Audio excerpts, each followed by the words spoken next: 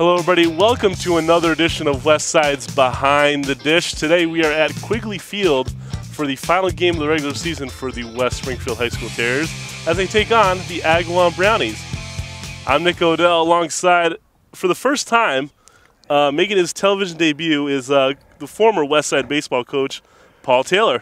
Paul, how's it going today? Glad to be here, Nick. I really appreciate the invitation. I've been looking forward to this all week, so it's great to be at the ballpark, and it's great to be at a Westside Agawam game. Yeah, definitely. And so coming in this game, Westside, you know, it's a rebuilding year for them, but what are your thoughts on today's game, though? Well, you know, the same is true for Agawam. They have a senior-laden team. They have 11 seniors, but neither team is in the tournament right now. But, you know, when you play these two teams, Agawam versus Westside, especially in baseball, any sport, but especially baseball, you really do. It's a cliche, but you throw out the records. Both sides want to win. Agawam wants to come in here and beat Westside on their home field, and we don't want that to happen, certainly. Yeah. And Westside doesn't want that to happen, and so we'll see what does occur today. All right. Well, it is Westside against Agawam. Mike Russell taking the hill for the West Springfield High School Terriers, and we'll be back right after this with the first pitch. Stay with us, everybody. Back with you here on Channel 15. We're just about with the first pitch, and here it is, a ground ball to third. And he's gonna, the first hitter of the day is on with a base hit to third, an infield single.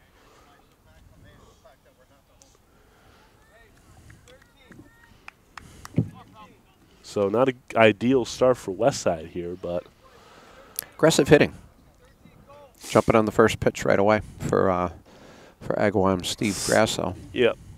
Colin Pelchat at the plate, center fielder for Agawam. Good move by the Westside pitcher. First batter hit the first pitch, so he comes at the next batter with a curveball to start off with. Smart pitching. Ball taken down low, and the runner advances to second. Grasso advances to second there on the ball in the dirt. I believe the count's what, 2-0? We got 2-0. 2-0 on the batter. Russell falling behind early here in the count as Pelchat gets by the infield with a base hit. Grasso advances to third.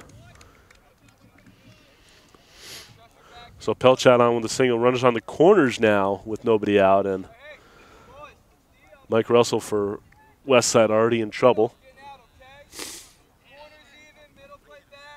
So with nobody out, here's Joe Oliver at the plate, the shortstop for the Brownies. Westside defense going for two up the middle. First inning, you can give up that run, stay out of the big inning. That's a good move. Here's a pitch by Russell. It's a swing and a ground ball to the second baseman on the first for out number one. So Oliver grounds out 4-3. And here comes the cleanup hitter for Agawam, Matt O'Keefe, doing the catching duties for today. For the starting pitcher for Agawam, Matt Talesi.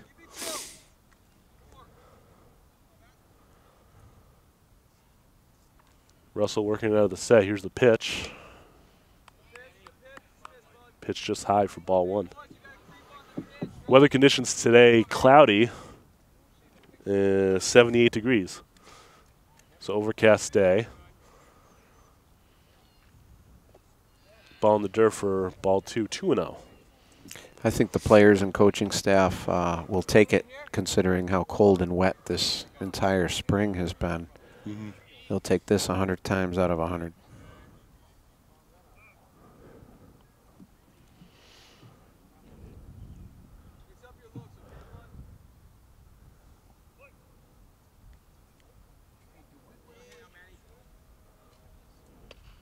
Here's a check swing grounder. That's going to be foul down the first base line.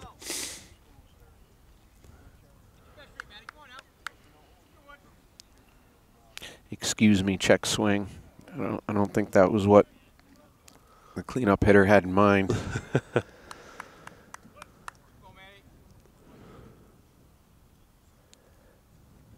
Nice pitch. just a little bit inside. Count goes to 3-1, I believe.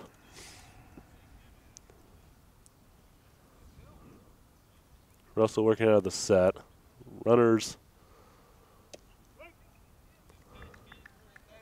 Runner on second.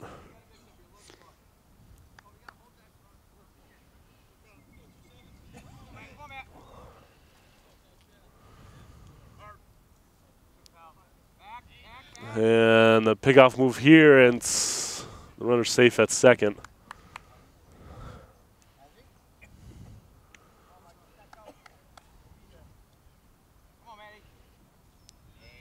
So runner strong at second.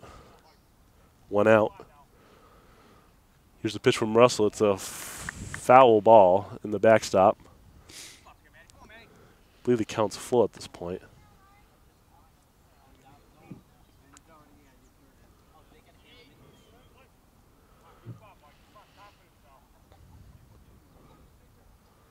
Here's Russell's pitch, and it's in the dirt for ball 4. It's going to draw the walk. Nice block from the catcher.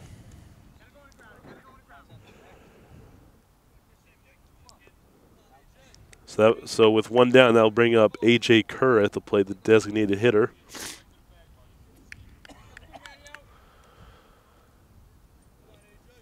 So Russell in a bit of trouble here, is trying to get out of this inning with only one run so far. It's 1-0 Agawam in this top of the first inning. Kerr takes a pitch for a strike, 0-1. Right at the knees.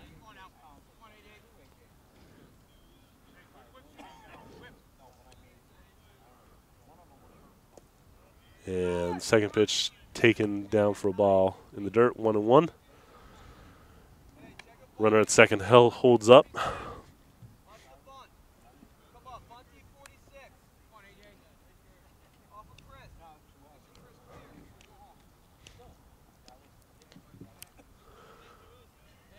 Watching. They got him picked. They got him in the pickle here. And got him. They might have a double play here. Might have a double play, and did he get out? No. No, I think he's safe. Ball got away. It's a nice defense. The third baseman charged in, making it look like a bunt defense. Sucked the runner off second, and they threw behind him and picked him off. Very well executed. They could have had 2 on that. Ball got away on the throw to second. So Keefe on the second. After that pickle attempt that was out.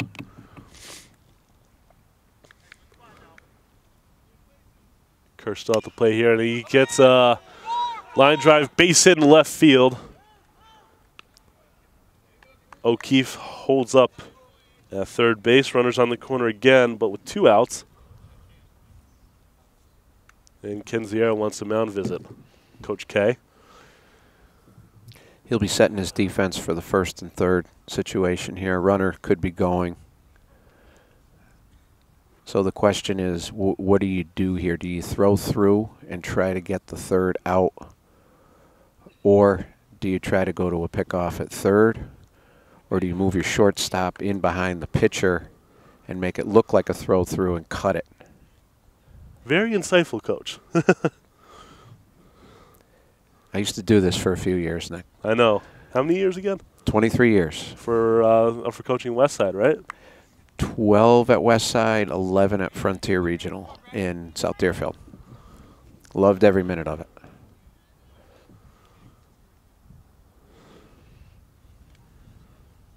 First and third, 2 outs. Here is the number 6 hitter, Steve Grenier, at the plate, the third baseman for this Brownie squad.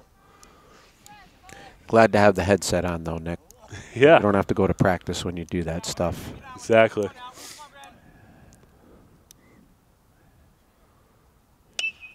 Here's a ground ball to third. Alvis picks it up, fires to second for the force, and that ends the top half of the first inning. So going to the bottom half, the home half of the first inning, our score is 1-0 Agawam. You're watching Channel 15, your place for Terrier Sports. We're going to take a quick break. All right, back with you on Channel 15, your place for Terrier Sports. We're in the home half of the first inning, Westside Agawam baseball game, final regular season game, I believe, for both teams. Leading off for Westside in the home half of the first is Adam Taylor, the center fielder for this Terrier squad, senior. Takes a ball up high. And the Agawam pitcher today is Matt Talesi for the Brownies, number 9 out on the hill.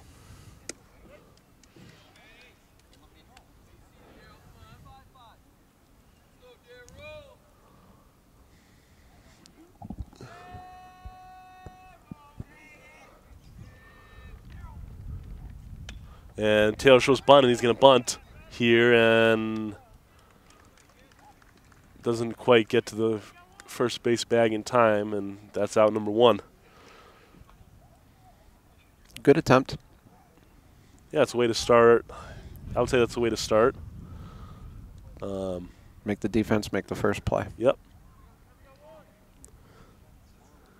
I can say that objectively because there is no relation between Taylors. That's right.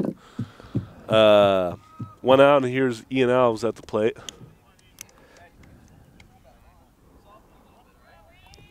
Third baseman for this Terrier squad. Ian's dad, longtime baseball ump and basketball referee. And a very good one at that in both sports. I'm going to take a wild guess that Ian really knows the rule book and treats the umpires very kindly.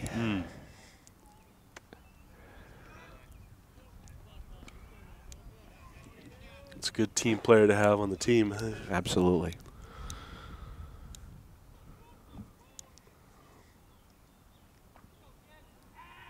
Here's the pitch from Talesi. In there for called strike. The sun is trying to peek out from the clouds. It's supposed to be cloudy throughout the rest of the game here as Alves hits a foul behind the backstop.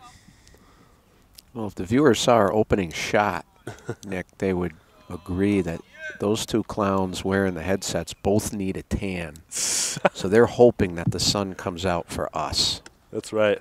As Alves draws the walk here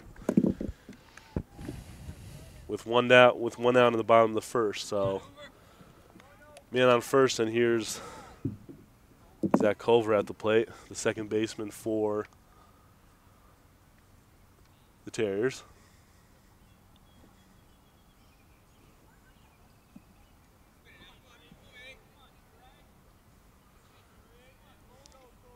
Alves taking his lead at first. Here's the pitch from Talesi, and that's just a bit outside for ball 1.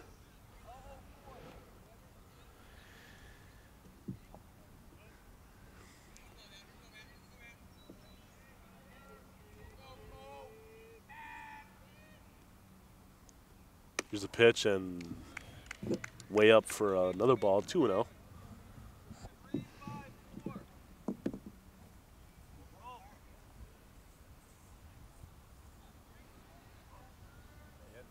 Alves taking his lead at first. Here's the pitch from Talesi. In there for a called strike. That's 2 balls, 1 strike.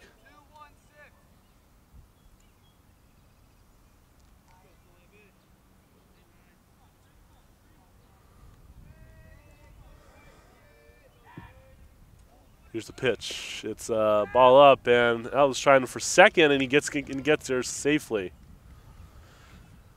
So stolen base there for Alves, and runners. There's a runner on second now, runner in scoring position for Westside.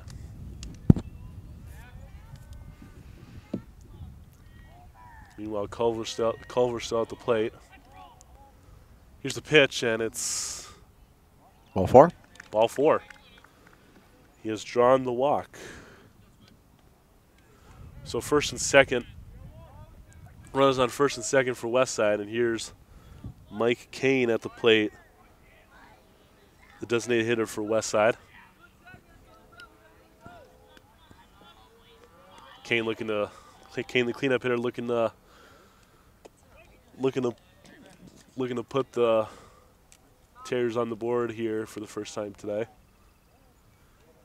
The crucial hit here, looking for a crucial hit. Agawam holding the runner close at second. Here is a foul down the first base line. Runners will go back to their bases. One of the trickier parts of the game is what do you do with that middle runner when he's in the middle of the diamond at second base? Do you hold him close so he doesn't score on a hit? Great. But if you do that, you open up some holes, and Westside's got Mike Kane up there, the cleanup hitter. If I'm Mike, I want them to do that. That gives me more space to hit through. Right. Here's a pitch, swing and a miss by Kane. And he strikes out swinging. So 2 down, and here comes Andrew Corley at the plate, the first baseman for the Terriers.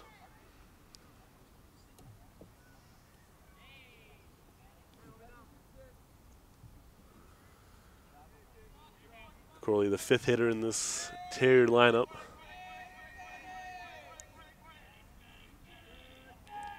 Talesi's in the set for Agawam. Here is the pitch. First pitch to Corley. Corley, high fly ball to right field. The right fielder's got it for out number 3.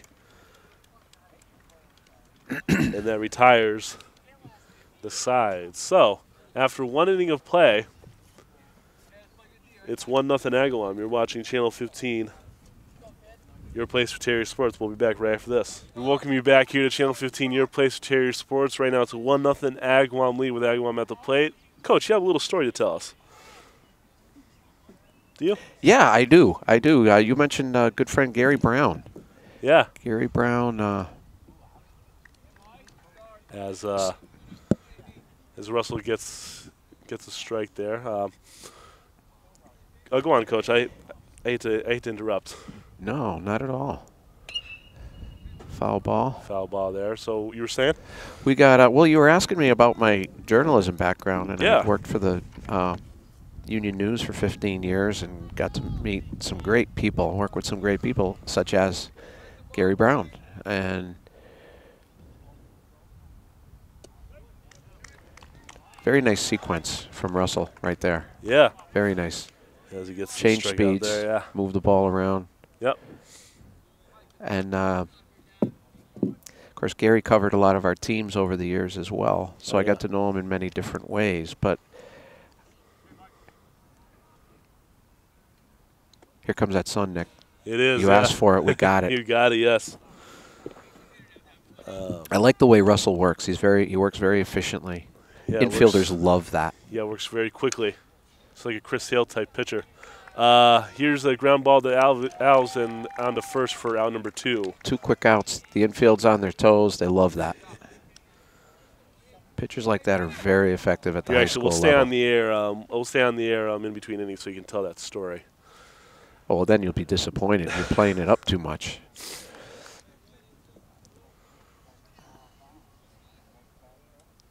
So 2 down, here comes.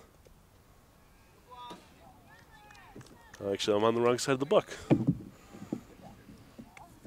Here's Ryan White at the plate for Agawam, the right fielder.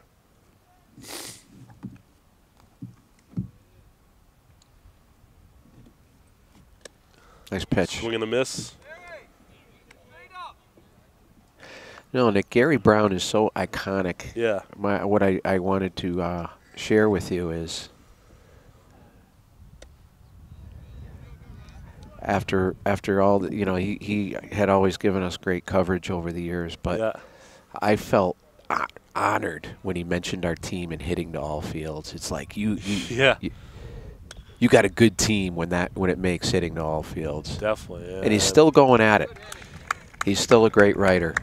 Yeah, I'm amazed that he's still writing for the Republican and everything for many years. And after we go into the bottom half of the second, and it's still 1-0 after the quick inning by Mike Russell. We'll be back right after this. Stay with us, folks. All right, back with you here on Channel 15, your place for Terrier Sports. Right now, we are in the bottom half of the second inning, 1-0 Agawam still. Nick Odell alongside the former Westside baseball coach, Paul Taylor. Great to be here, Nick. Great to be here with a former Westside Terrier baseball alum as well. Yeah, I played 1 year, freshman year baseball. I remember Coach Provost was the coach that year. Yeah. You know, and I was basically known for my fielding all those years growing up playing baseball. I wasn't really much of a hitter. So after a freshman year, I started playing slow pitch softball for my church, actually. So, and then senior year, I returned in a managerial role as a bookkeeping with an old classmate of mine, Ian Hanfield. Remember him? I do indeed. I do. Remember you guys well, and it was great having you as well. Yeah. Now, what year was that? That was the spring of 2010, my senior year. Yeah. Right. Well, that was my senior year because it was my last year. Was it really? Yeah. I thought you coached a couple more years after that. I retired after 2010. Yeah. Oh wow. I said I've had Ian and Nick as managers. I've been to the mountaintop. Awesome. And as Harry Hubin pops up to the second baseman for out number 1. But you bring up a good point, though, Nick, in the sense that uniquely baseball is about relationships. It is. The relationships, with good guys like yourself and Ian, and the relationships that you formed with your the teammates and I still talk to half the teammates on that 2010 team. Yeah. Like a good friend of mine, Mark Sipek. Yeah. State trooper now. New York State trooper. Yeah, I hang out with him frequently whenever he's back here. And John Calabrese. Yeah. Dentist. He's doing actually very well. He's actually getting married in a couple weeks. And he is getting married. Yeah. I will be at that wedding. Great bunch of kids. Of course, you guys aren't kids anymore, but when I run into you wherever it happens to be, the grocery store, the gym, or wherever, yeah, it doesn't make my day. It makes my week. Nice.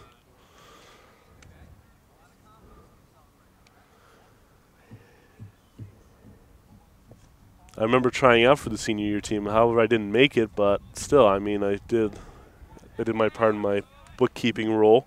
Yes, you did. Scored bookkeeping role. Yes, you did, and that was a tough team to make. That was a good team, but that was a good team. I made a run for myself during tryouts, and everything, but you're always a step ahead in terms of knowing what Coach wanted to know. Exactly. I'd look at you and you'd say, "Coach, you popped out the second last time. Coach, we struck him out on a curveball." Or later in the game, Coach, left side all day, so we could move the defense around accordingly. That's big. It is big. And, yeah, more memories to come in this game. But, however, Jack Dwyer will hit a ball that gets by the second baseman, and I believe that's a base hit for Dwyer with 1 down in this inning. He stung it. Went the other way. Good piece of hitting.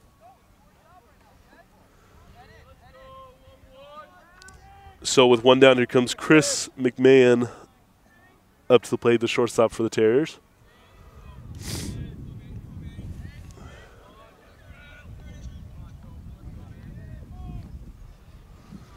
Talesi's in the set. Here's the pitch. In there for a called strike. Bullpen action in the Agawam pen. I got to believe that that's planned, perhaps to get some pitchers some innings last game of the year. That's number 19 over there, Danny O'Connell, I believe, is warming up in the pen for Agawam. So I said that was planned there, Coach, right? I believe so. Yeah. Unless there's something that we're not aware of, certainly. Is it playing because of pitch count probably? I don't think it's pitch count. I think it might be, hey, it's the last game of the year. Let's get some different guys at some looks. Oh, yeah. And, you know, neither team is going to the tournament. So you try to get some guys in the game, and that might be what Agawam's trying to do. Agawam is a well-coached team by Brian Rowe. Mm-hmm. And I would surmise that that's what they're trying to do. Here's a pitch, and it's taken up high for a ball. Speaking of well-coached, how about the job Garrett Kenzera has done here? He has done an absolutely fabulous job. Yes, I'm very, very proud of Garrett. State champs a few years ago, revamping the field. There's a base hit. There's a base hit for McMahon. Dwyer's going to hold up at second base, and with one down, we have runners on first and second for the Terriers. And we got something going here. As you point out, Kenziera has done a good job. I do agree with you there.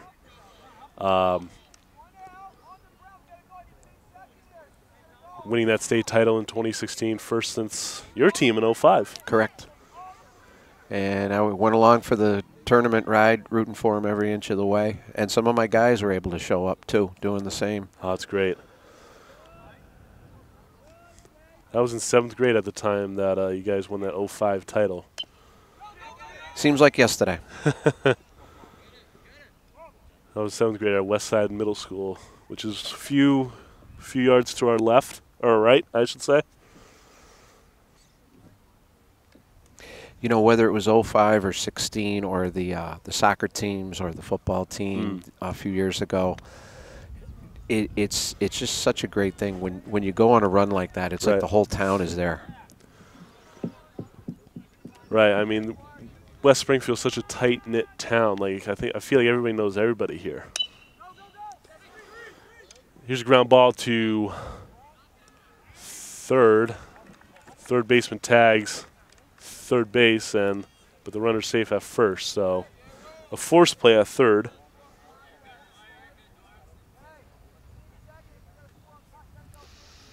We get Dwyer out. And here comes the leadoff guy. We're back to the top of the order with Adam Taylor. Taylor grounded out to third last time up, his first time up. 0 for 1 for Taylor.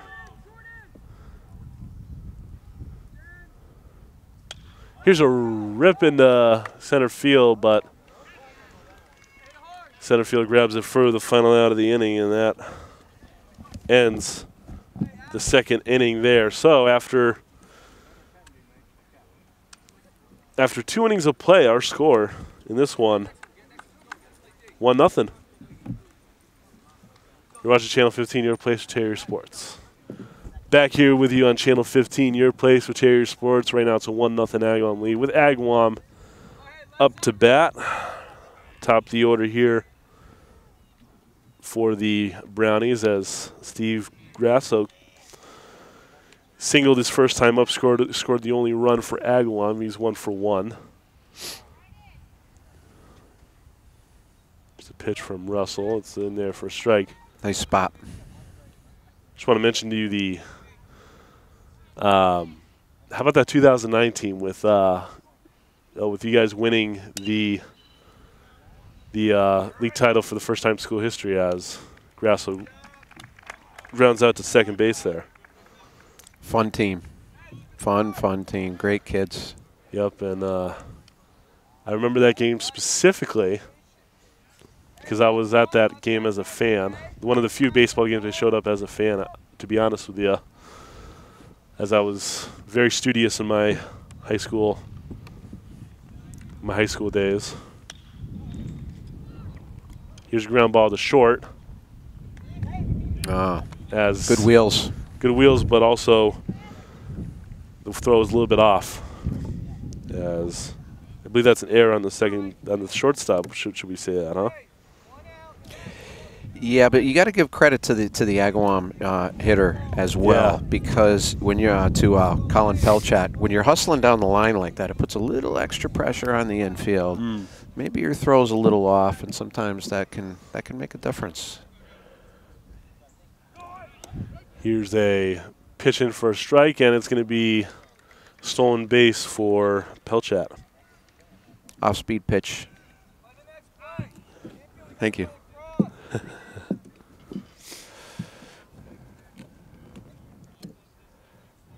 Someone bring you coffee, huh? That's a good thing. It is a good thing. As we have a stoppage in play here as second base came off momentarily after that slide. So, yeah, about that 09 team, I was there at that last game this year. I think you guys were facing Minnechaug, right? We were. Yeah, We were Minnechaug. tied for first. Tied for first with Minnechaug, right? Correct. So it came down to that final game. And I was there as a fan. I remember, Seawalk, right? Chris Walker. Yeah, Chris Walker was at the plate. And I go, and I was thinking to myself, it would be nice for him to get a walk-off, just a walk-off hit. Because I know there was, runners on bases loaded, I think, or runners in scoring position, I forget. No, I think he was leadoff. Yeah, I think it was leadoff. So I was hoping he would just crush one, and yet he did. And he did. It was over the right field. Oh, it was way out there. It was over the right field. There was over the right field wall there. At Mittenegg Park. At Mittenegg Park, yeah. It was the longest home run I've ever seen at Mittenegg Park, and it still is the longest home run I've ever seen at Mittenegg. I think it's still going. Yeah. I think it's in orbit somewhere. Yeah. Satellites can see it rotating around the Earth. The 9 years later, it's still out there. It was tagged, Here's a ground ball to short and a tough hop there, as Pelchat's going to score all the way from second with the second Agawam run of the game. Tough hop there for shortstop McMahon.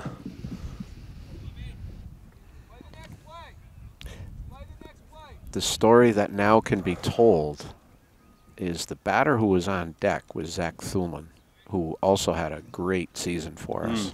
Both left-handed power hitters. And Zach went on to have a nice college career. Yeah. And Chris had a nice college career in football. Yeah. Playing for Westfield State, I believe. That is right? correct. Yeah, because I went to Westfield State. I remember him playing there when I was a little bit younger. Yeah. They're both doing very well now. Yeah. Chris is an accountant. Zach's in coaching. And Zach was actually upset that Chris hit the walk-off because Zach was so confident that he was going to get the walk-off. He felt that Chris stole his thunder. Wow. I mean, how can you not love coaching kids like that? Yeah. What a lucky person I am to have guys like that. And yeah, well, we had to come back in that game too. I remember a couple other kids coming up big in that game. I remember Pat Butler and John Calabrese and Sam getting some big hits and making some big plays. And of course, we had David Clark. And yep, Dave Clark still around here. Actually, still at it. Yeah. Yeah. Yep.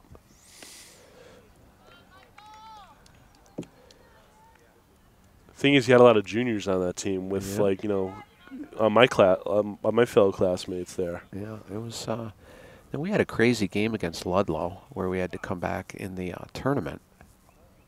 Oh yeah, I remember that too. Yeah. Okay. So Russell in a bit of trouble here in the third inning.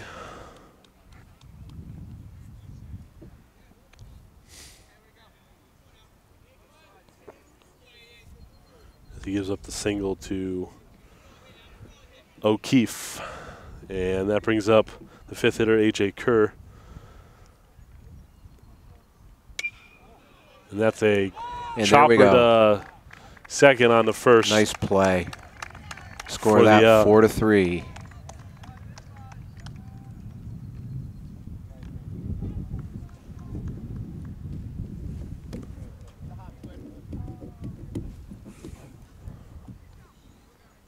Actually, I think it's 3. Because I got. Got it. Okay. Yeah. So after. Are we still on? All right. Oh, after going in the top half of the fourth inning. Or actually, wait. Yeah, bottom of the third. 3-0 Agawam. We're watching Channel 15, your place with Terrier Sports. Back with you here on Channel 15, your place with Terrier Sports. Score corrections, not 3-0, it's 2-0 Agawam. I screwed up on my bookkeeping there for a bit, but now I'm on track here. Leading things off this bottom half of the third inning is Ian Alves, who first pitch swinging hits a base hit. And we got a new pitcher. It's number 19 here for Agawam, Danny O'Connell, the right-handed pitcher for the Brownies. Brings up Zach Culver with a man on first. Throws to first, and Alves gets back there in time. Big lead. Sizable lead for Alves.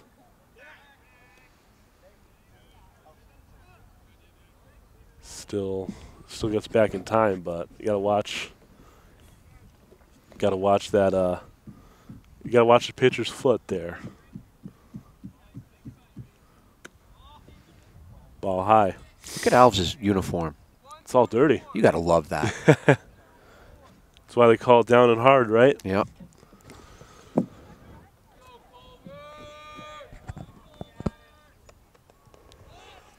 Here's a wild pitch. Gets away from him, and Alves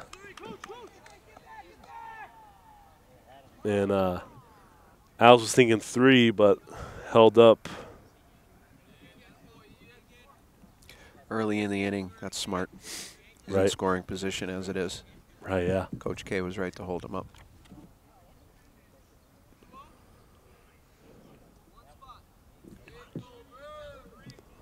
Nobody.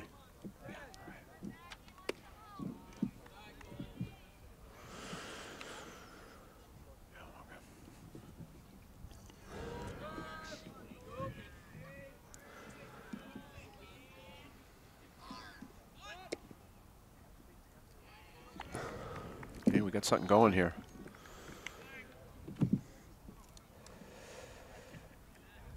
Yeah, we got something going with runners on first and second. You got your cleanup hitter up. Nobody out, and you got Mike Kane up the plate. Kane struck out swinging his first time up the plate, 0 for 1 for him for the day.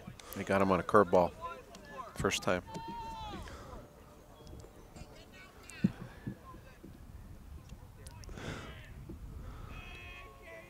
O'Connell's in the stay. Here's the pitch. He shows bunt, and he goes foul for strike 2, I believe, right? Yep. 0-2 count. Mike was reading something on his wrist.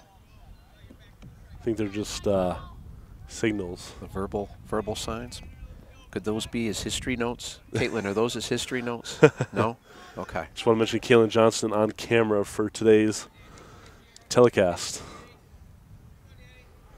Doing a fantastic job, I would say. Not surprised.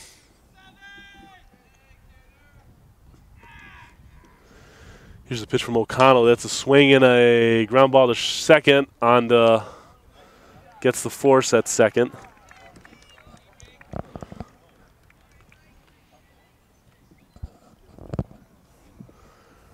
One out. Nice piece of hitting by Kane. Putting the ball on the right side. I think Agawam got away with something. I don't think he was in contact with the base.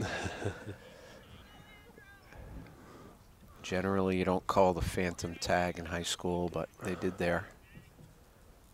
One down, runners on the corners, and here comes Andrew Corley at the plate. Corley flat out to right his first time up. I think my bias is coming through, Nick. Are we supposed to be objective? You can be objective, biased, I don't care. Because when it comes to Westside Agawam, there's some really good people on Agawam, but yeah. At the same time, I'm there biased. are rivals. Yeah. I am definitely biased. Actually, speaking of which, on the coaching sidelines for Agawam is Boo Smith, who was their head coach at one time in the 90s, very successful. That was before I got here. But Really? I've known Boo. I actually played against Boo in high school. Wow. Nice Here's bunt. a bunt try That's a here great by bunt. Corley, and Nobody there. nobody there, and that will score the first run Good of call. the day. Very well executed.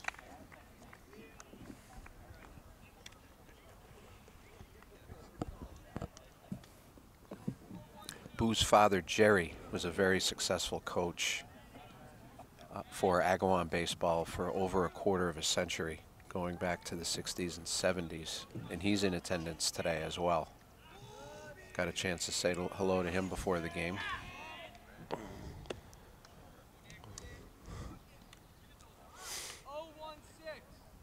So the rivalry is definitely there, but it's a gentlemanly rivalry. There's a lot of good people on the Agawam sporting scene. And it starts with their athletic director, David Stratton. Good guy. Promotes the games, but promotes sportsmanship. Mm-hmm.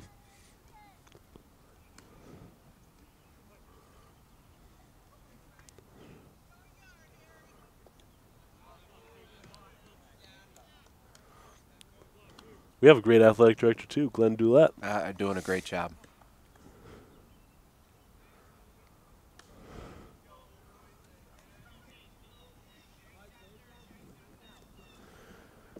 So first and second, one out. Here's a... We got infield fly here. As the first baseman catches that one for the infield fly. For the second out.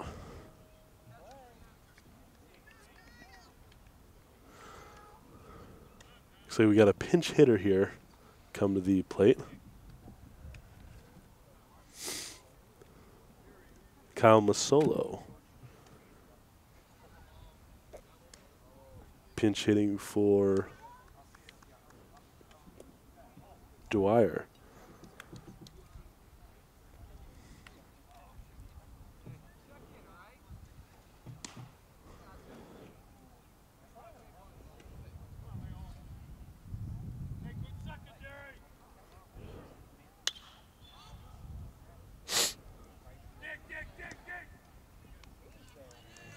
As Masolo flies out to right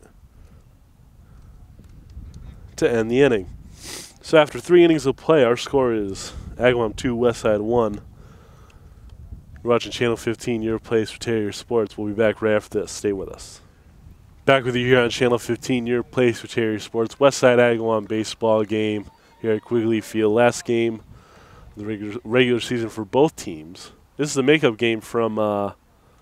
I believe it was Patriots Day. So that's why they're playing late into the calendar of May.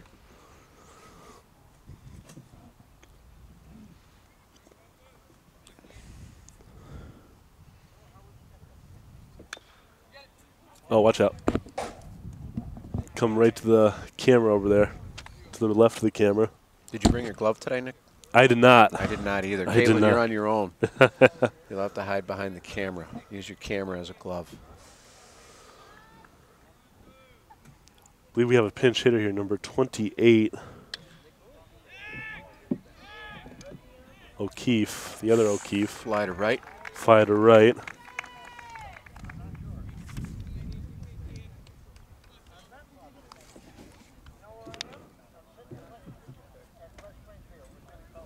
What does that say? Keon?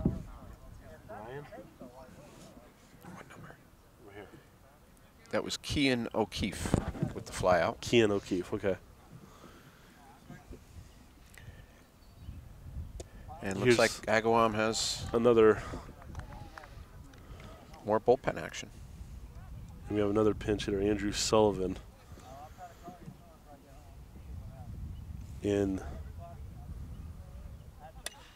for Aiden Page, and Sullivan drives it to deep right. That's going to be over the head of Hubin. And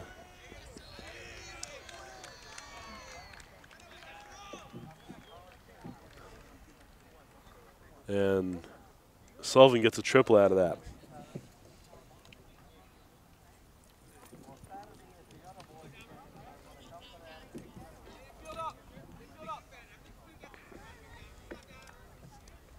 Infield in for the Terriers. Yep.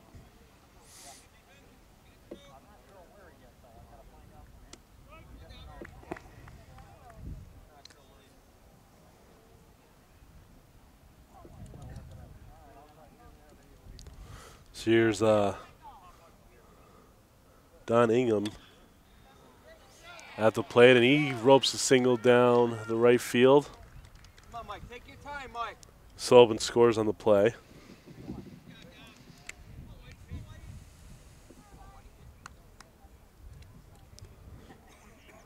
And that increases the Agawam lead to 3-1.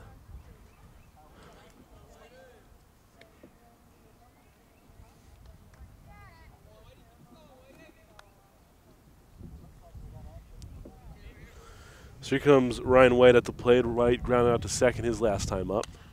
And that's a fly ball to right field.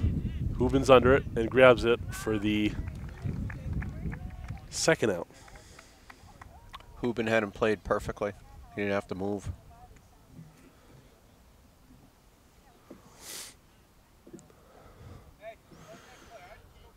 Russell still on the mound for West Side here. No action in the bullpen. This is Russell's inning, it looks like. Russell's doing a nice job. He moves the ball around, keeps it low, works fast. Another pinch hitter here And right at him for the out. as number 17 lined out to third. Yes, indeed. Soft liner to third, and we are Headed to halfway through. halfway through. So after 3.5, our score here is Agawam 3-1. You're watching Channel 15, your place for Terrier Sports. All right. Back with you here on Channel 15, your place for Terrier Sports. Westside Agawam baseball game. Agawam has a 3-1 lead over the Terriers entering the bottom half of the fourth inning. We have a new pitcher on the mound for Agawam, John Carmel. The sidearm right-hander starts things off with a strike. Halfway through, Nick. Halfway through, and they were doing a fantastic job so far.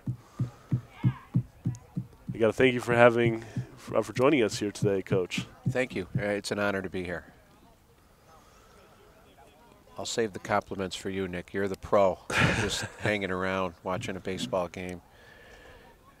But very interesting delivery from Carmel. Comes way down. That time he was over the top a little bit more, giving the batters a different look. Yeah. That's tricky. Tricky to pick up. Very interesting delivery he has here.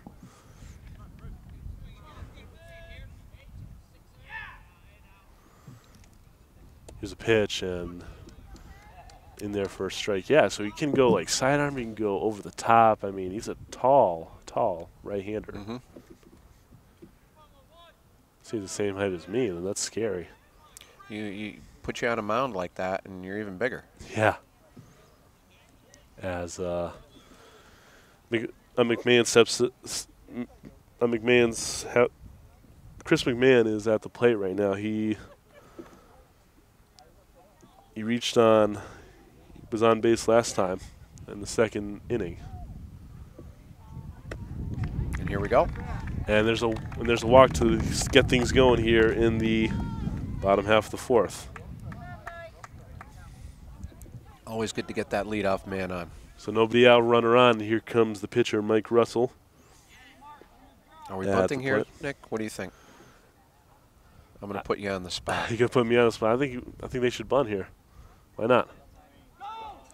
Or never mind. He's gonna. Don't need to now. Don't need to now. Yeah. Right.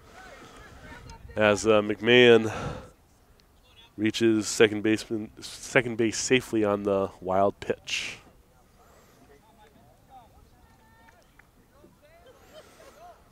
So Carmel in a little bit of trouble here in relief.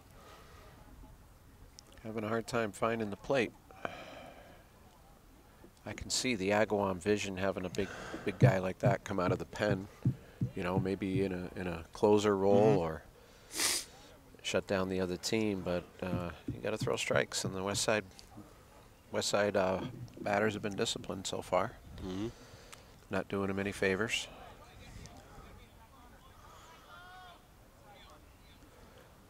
Infield creeping in all of a sudden. There's a pitch, and Carmel another ball there in the dirt. Carmel's not finding his zone here. Not finding the strike zone here, so this could bode bad for the Brownies. So important in high school ball.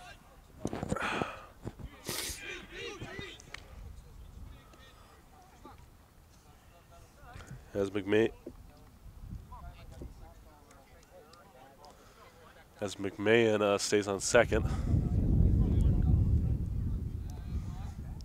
Catcher couldn't find that ball, but he eventually found it.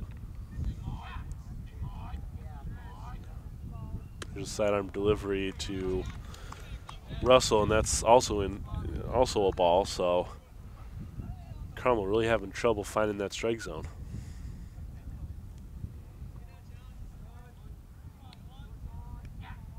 There's another sidearm delivery, and that's a ground ball to first. Just as good as a bunt. Move the runner over. Good piece of hitting. Helps his cause. Pitcher. So one down. Here's the top of the order for Westside and Adam Taylor. 0 for 2 on the day with ground out to third in the first and flat out to center in the second. McMahon taking his lead from third base as. Got to be careful with the lefty here. Catcher doesn't have anybody in front of him. He could do a snap throw to third, and you're in trouble. Yeah.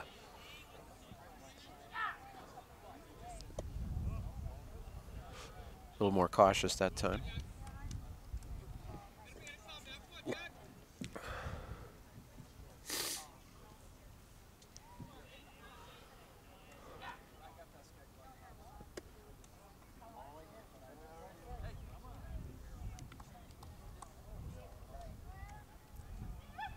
That sun was short-lived, Nick.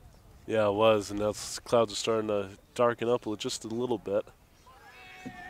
Temperature at 77 degrees now. You should replay this game in the winter. That 77 degrees is going to sound so nice. Yeah. You know, I'm thinking January. Yeah. Replay this in January. Oh, yes. That will score a run. That will score a run as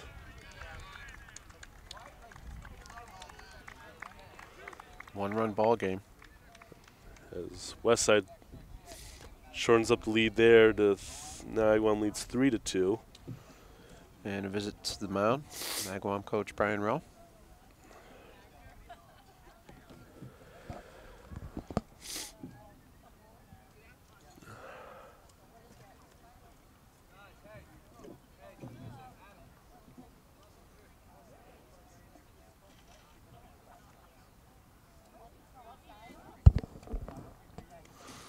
So visit to the mound here by the Agawam coach.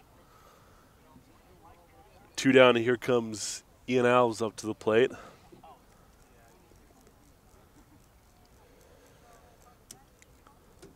Alves on base twice today.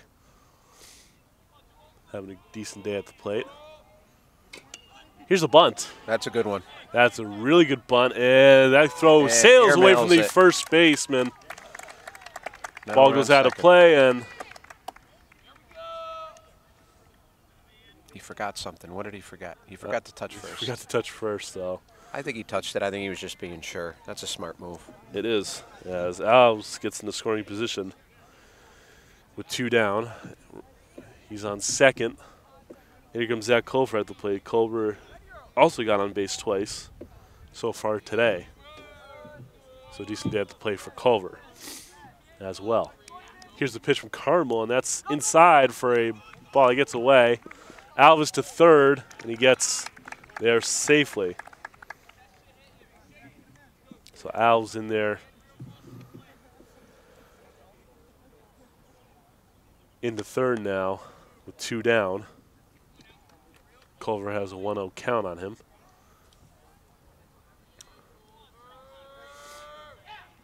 Sidearm delivery. Ball down low, 2-0. Carmel, ever since he got into the game, is not his command's not there.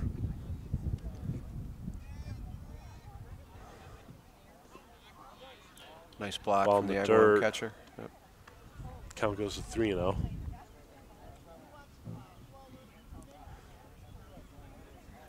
I don't think Al's dancing around over here helps Carmel's cause. No, it's a good distraction there, and Culver And walks. now we got first and third.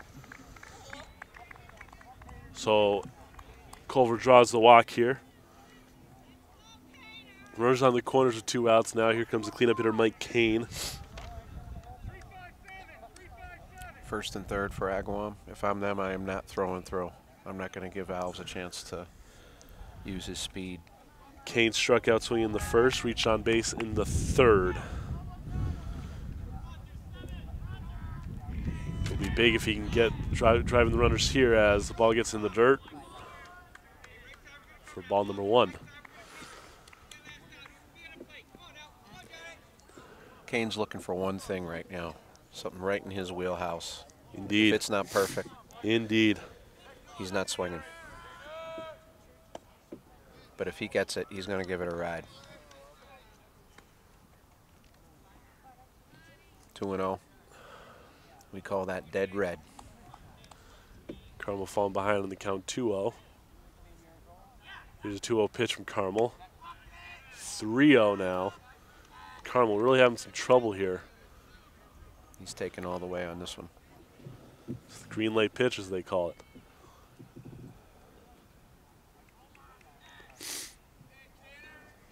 There's a pitch, and away. Ball away, and it's going to draw another walk here. Now, see, this is what speed does for you. Alves puts a bunt down with 2 outs. Yeah. Forces the error, goes to second base on the error. Yeah. Goes to third on a ball in the dirt, and then the next 2 batters, he's distracting the pitcher. Right. It really is a different game. So bases loaded, 2 outs. Big spot for Andrew Corley. You know, the major leagues is all about launch angle and home runs, but when you have a player like Alves doing that at the high school level, Yeah. it is extremely effective, and it really is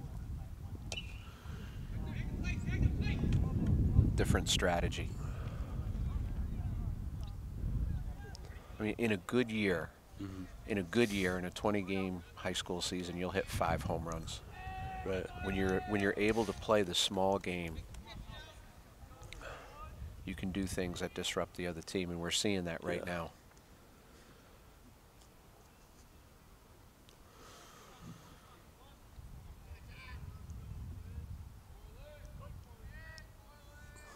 Bases loaded, 2 outs. Wouldn't mind seeing one here, though. Yeah, West Side down by a run here. This would be huge. Ball taken outside.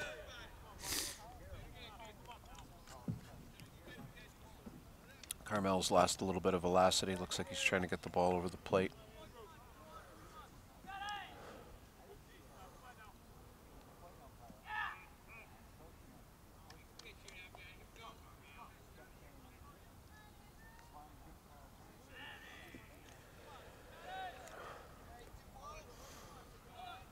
Carmel trying to get out of this one. Here's the pitch from Carmel. That's ball taken up high.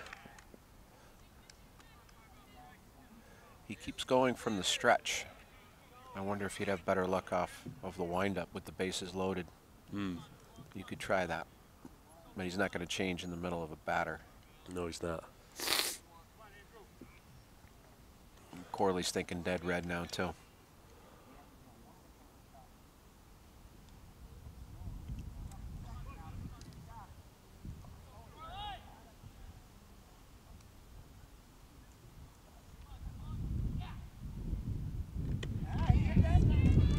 And a swing and a miss for strike 3. Came over the top that time. A little different look. So after 4 innings, we got ourselves a game here. Our score is 3-2 after 4. You're watching Channel 15, your place for Terrier Sports. Back with you here on Channel 15, your place for Terrier Sports. So tell us how the softball season's going for you, Nick. Well, for the viewers who may not know, I play in a recreational slow pitch softball league. For my, it's a church league, so various churches around here compete against each other and play. And this is my 10th year in the league. I've been playing in this league ever since my sophomore year in high school, and this year we're off to a good start. We're 6-4 right now. Mm-hmm. We're second in the standings.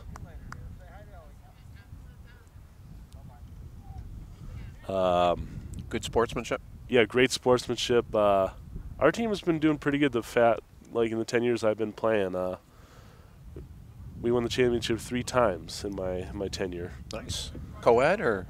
This is the men's league, but men's league. Okay. But they also have a co-ed division too. Like they have 3 divisions, 3 men's divisions and one co-ed division. As number, who was that at the plate? That was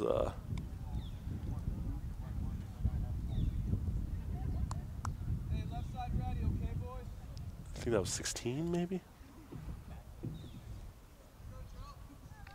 Yeah, I was 16. Nice grab in center field. Number 16 for Agawam just fly it out to center.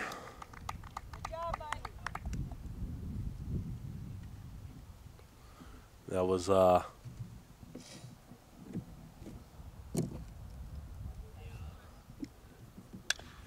was Hunter Levesque with that.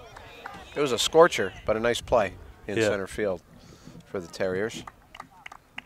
And we've got an infield hit there. Infield hit for Joe Oliver. Seeing eye, nice attempt. So 1 down, runner on first. Here comes another. A little more dirt for Ian Alves' uniform. Another pinch hitter. That's Jason Kuchar at the plate.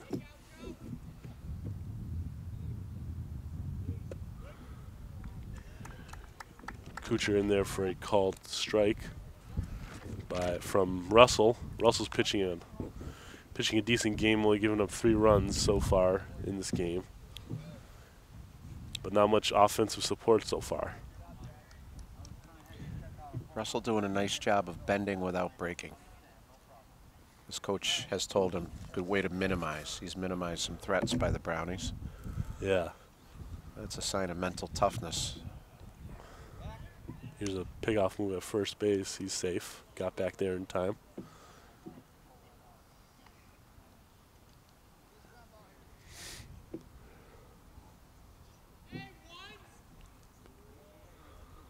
Here's a pitch from Russell. That's going to be a pop-up foul back and out of play. That's over the fence and into the track of the middle school. All right, here's the question. Who gets that? That's what I want to know. And It how looks many like do they pop up there? This is the first for today. I It want to is. see who gets it. There's some fans who sit behind the fence over there. They They're got waiting that. for a toss back. As Kuchar strikes out, swinging here for the out number 2. Here comes the toss back.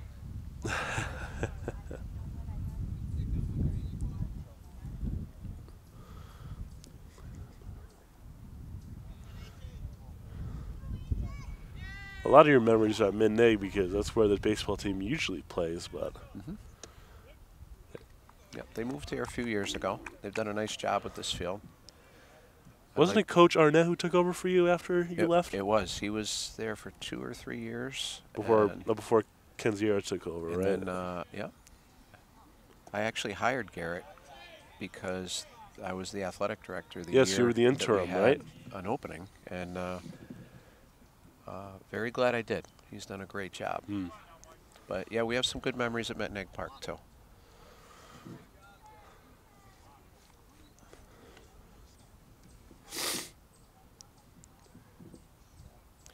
Had a great group of parents put in the batting cage at Mitten Egg Park, led by Pete Smith.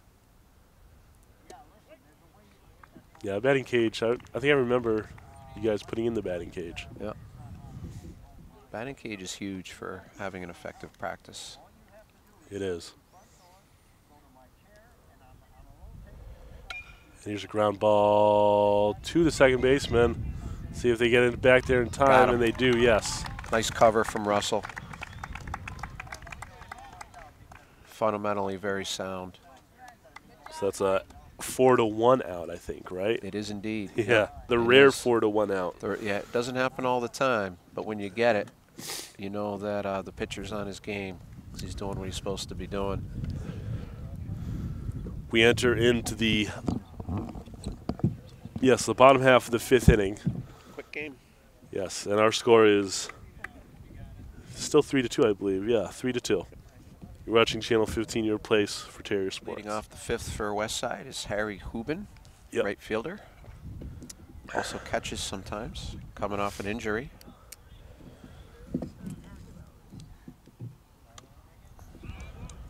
Nice cut. He knows he just missed that one. One thing I noticed, Nick, is the sound of the ball on the bat almost sounds like wood with some of these new bats. Okay. Very interesting. All right. Ball in the dirt to Hubin.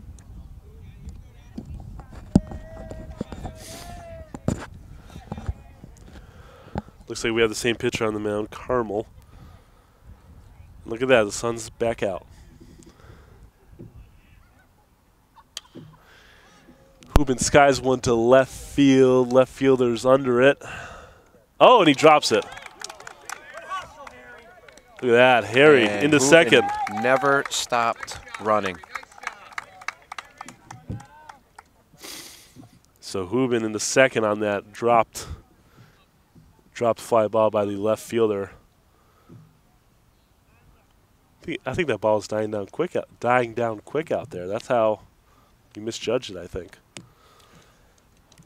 Well, he didn't use two hands to catch the ball. I remember that. I remember those sayings. You always use two hands. Use both your hands. Use all your hands. That's right. Use all your hands. I remember told that several times by a certain coach to my right. No reason not to. When you get to Fenway, you can do it one-handed. Yeah. But a good hustle by Hubin. He never stopped running. That's the way to play.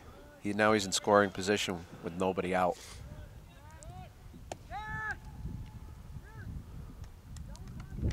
You know what I also remember doing? I also remember playing fall baseball on my senior year. Yeah. We played here. Exactly, on this field. It wasn't our varsity field, but we used it. And you get some great weather in the fall. Oh, yeah. Dwyer showing bunt. Inside.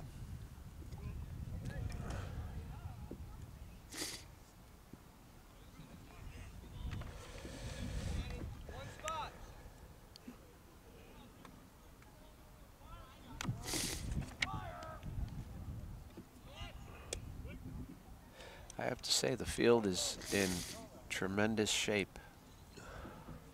And the town, especially Bill Braden, who works on this field, has done a real nice job.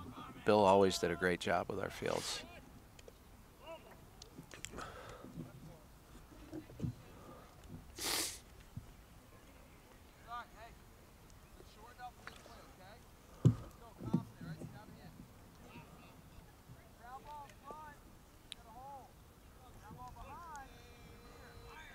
Sun is beating down on us as we speak.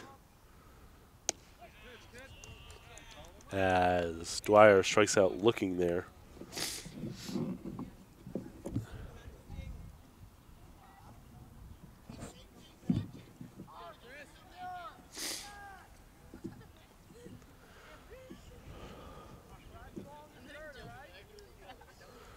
Bottom of the fifth here at Quigley Field.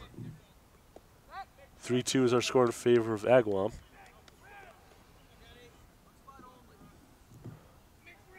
Hubin on second. 1 out.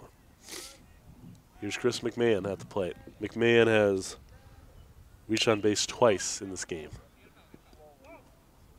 Foul ball. Agawam defense focusing on the hitter. Mm-hmm. Giving Hubin some room at second.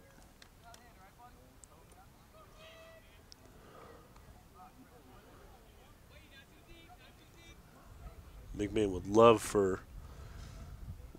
to drive in the runner from second here to make it a tie ball game. Outfield shallow. They're going to want to cut down that Ooh, run. and a foul off his leg. A little bit shaken up, but he's a tough kid. Those can hurt.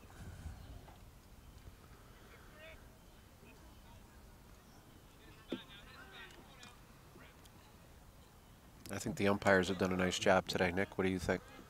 Yes, umpires have done a great job calling this game.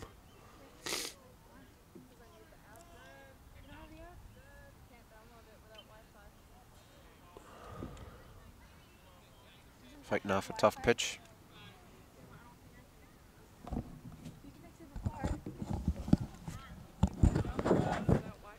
All right, so you want to use that camera there?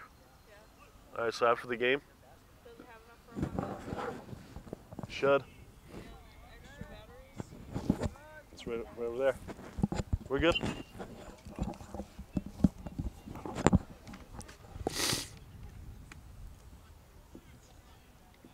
Carmel trying to get out of this unscathed here with 1 down and a runner on second.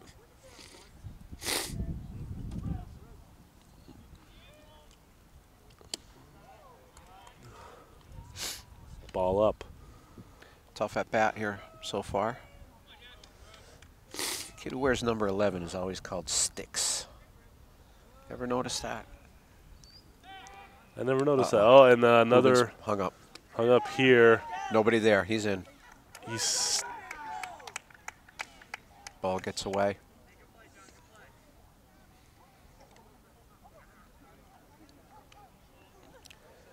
ball gets away, so he's still in second here. The Agawam infield committed too early. You're supposed to run him down and then make a throw. They did not do that and let Hubin off the hook. Hubin's tapping his own helmet.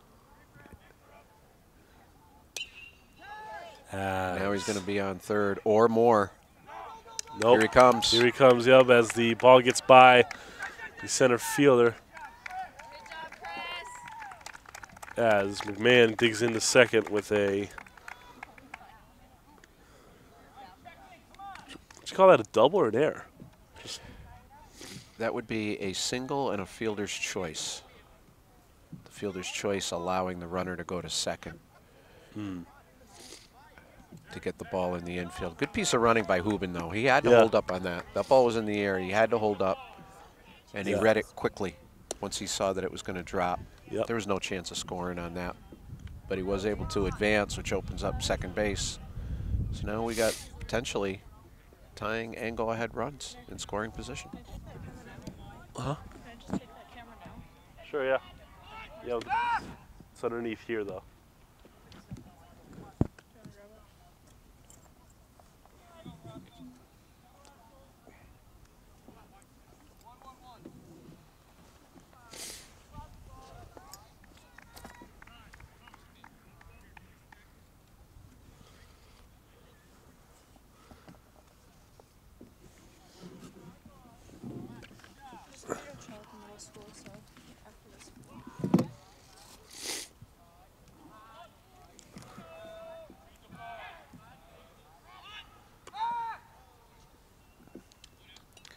So Russell at the plate.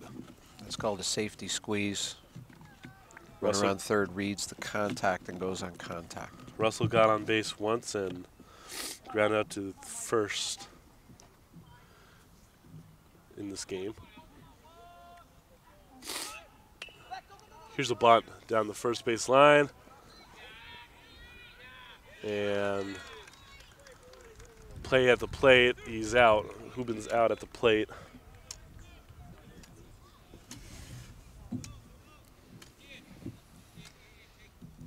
play by the first baseman and the catcher, holding onto the ball. Hubin was coming hard. So 2 down, runners on the corners. Here comes leadoff hitter Taylor at the plate. Taylor's has had a rough day as a leadoff hitter today. 0 for 3. Looking to make up for that with a huge hit here.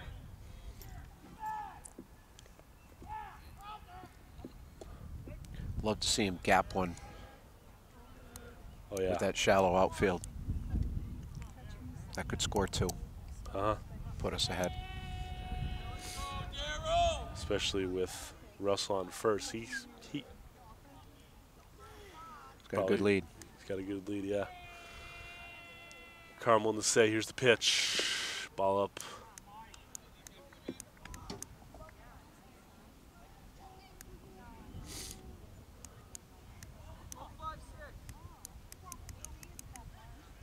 Oh, and safe.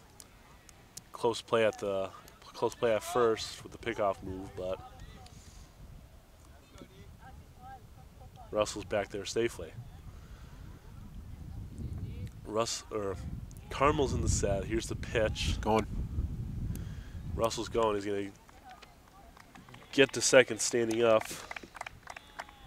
Once again, a base hit puts us ahead. So good heads-up play there as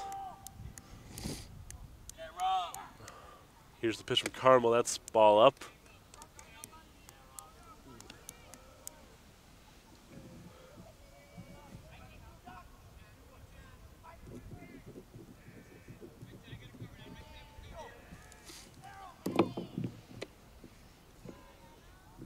Bases loaded. And here comes Ian Alves up to the plate, and Alves had a good day today. Got on base all 3 times in his plate appearances. I'm very impressed with him as a player. So this is a big spot for Alves. Carmel a little bit of trouble with 2 outs. Agawam catcher getting a workout back there. Nobody in the pen for Agawam. And nobody in the pen for Westside either.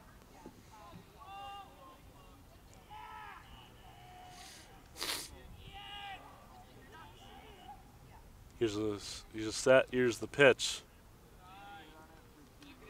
I was telling McMahon to hold at third.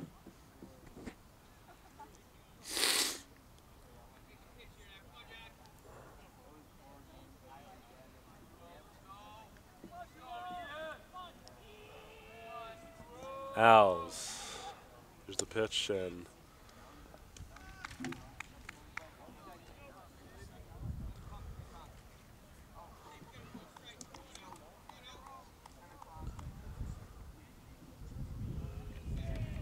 here's the set.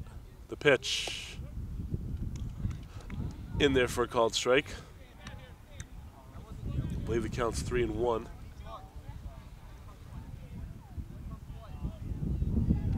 So it's a hitter's count, I believe. Here's a set, the 3-1. And that's... It is a live ball. It is a live ball, even though it's a hit by pitch, right? No, it wasn't hit. It was ball 4. Ball 4. Inside pitch. So that scores the tying run for Westside. And we've got a new pitcher.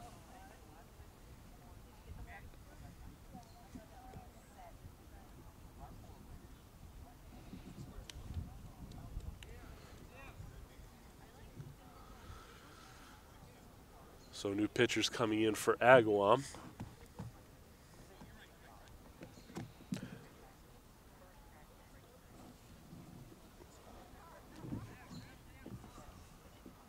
We get the,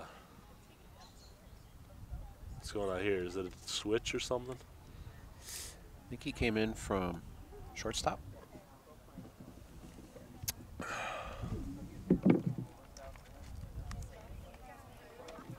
That's Joe Oliver coming in from short. Yep. So he takes over.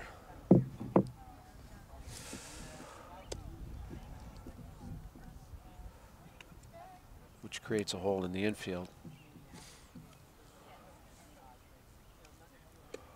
Number 15, the new shortstop.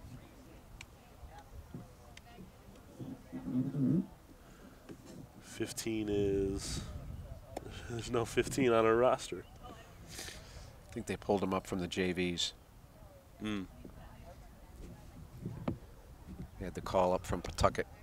Yeah.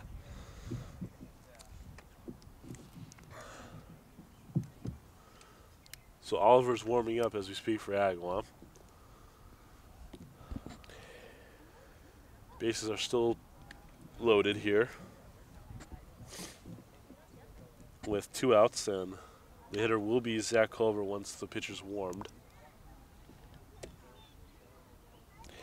Tough to put your shortstop in.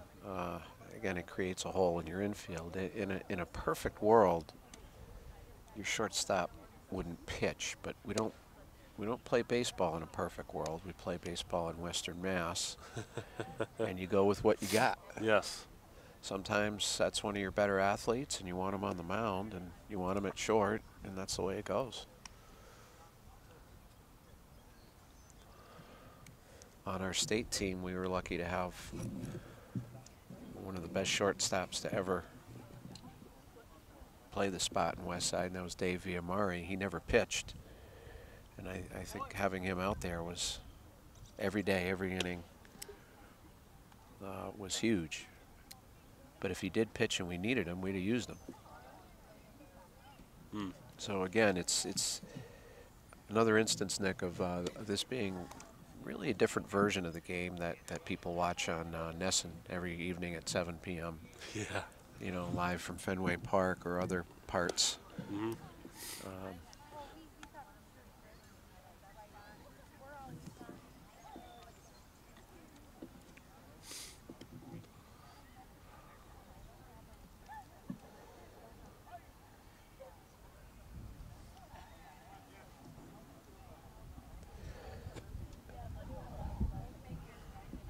Something we've lacked in this game is a big RBI hit.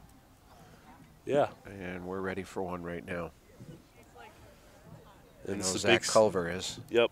So Culver in a big spot here with 2 outs and bases loaded.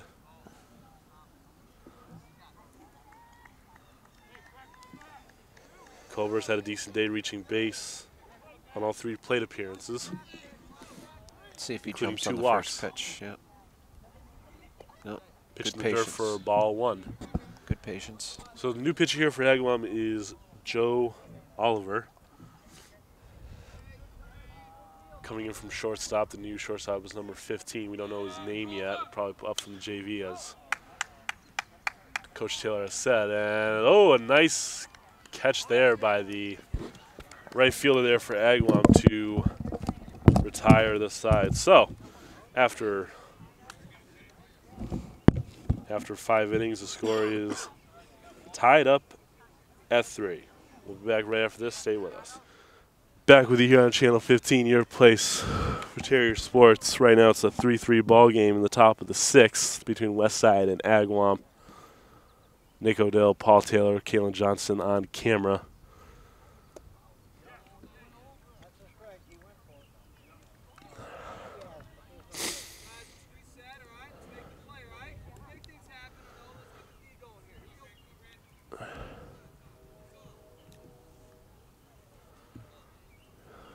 Grenier's back at the plate. And he fouls the ball away.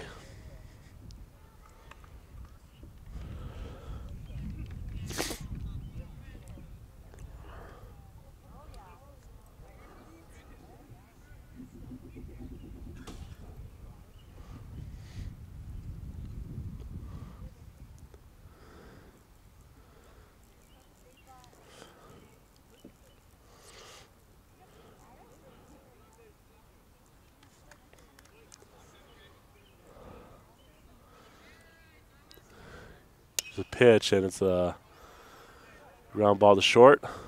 Picks it up, fires the first for the out. McMahon with the play to first, and it's 1 out in the top of the 6th.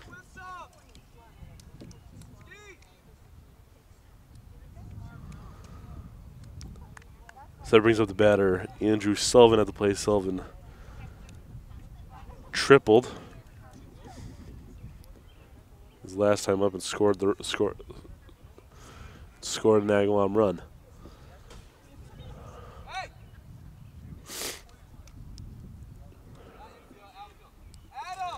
Russell still back out there on the mound for the Terriers.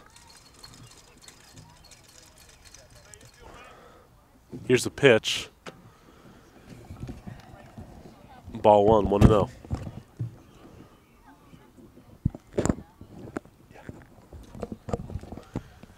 Coach Taylor is back on the broadcast. He had to take a little bathroom break. Thanks for sharing that, Nick. Brings back fond memories of ordering the porta potty when I was athletic director. Oh, really? I believe the phone number was 1-800-POTTY. Oh. It was a glamorous part of the job, Nick.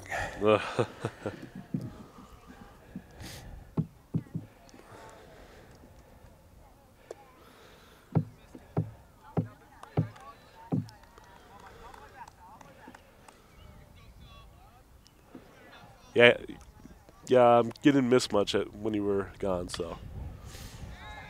That's poke. Here's another fly ball by Sullivan, but this time it's caught by the right fielder.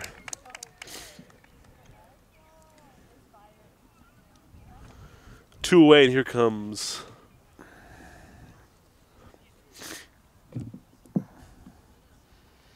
number 15 for Agawam. First plate appearance of the day.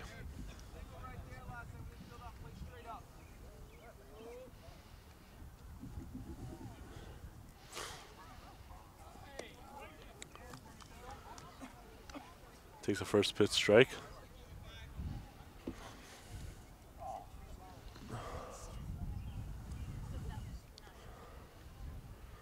So wind up in the pitch. Here's a ground ball up the middle and a base hit for the youngster. It's seeing eye, well placed. Russell doing a good job using his defense today.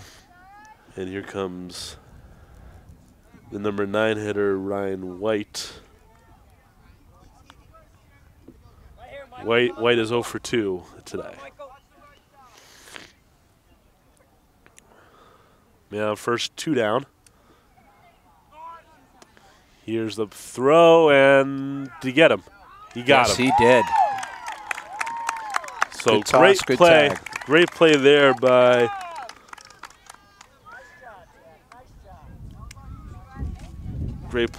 by Dwyer to track that to gun down the runner at second.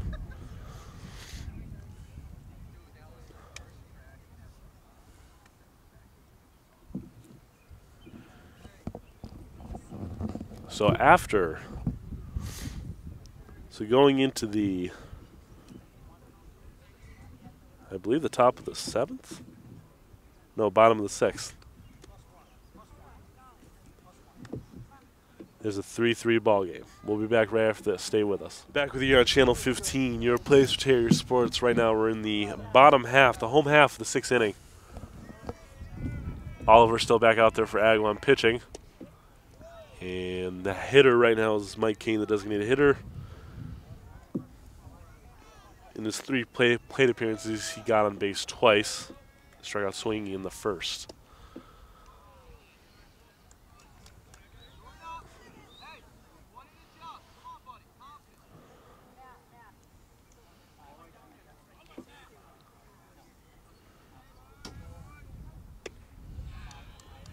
And a swing and a miss for strike 3. So down quickly goes Kane. Kane fell in the hole with the second pitch. In my opinion, the second pitch was not a strike and not hittable. But with that second pitch, he's 0-2. Now he's got to swing defensive. You don't always get struck out on the third strike. So here comes Corley at the plate. Corley's 0 for 2 today with a strikeout. In the 4th and flat out to right in the 1st. The umps have done a good job, but they missed that one, and that put Kane in a tough spot.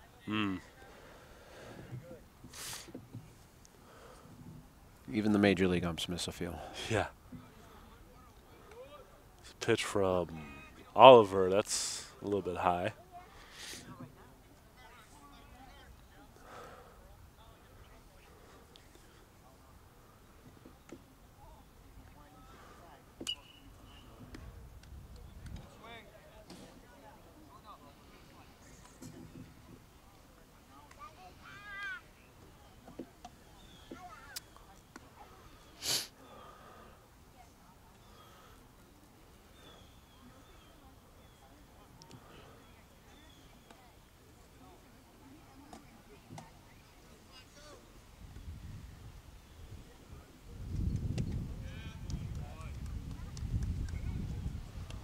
And a strikeout looking there on Corley. 2 gone. Here's the pinch hitter now. As the our table throw gets, our new table throw gets winded. I think it's the table's way of putting on a rally cap. I think so, there, Coach.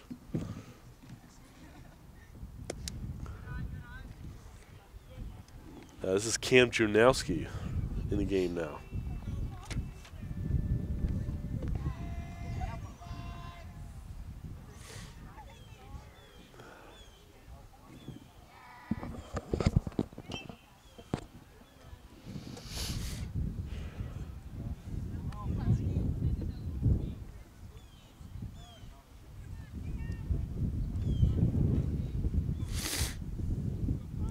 So Junowski in there. Here's the pitch from Oliver. Swing and a miss.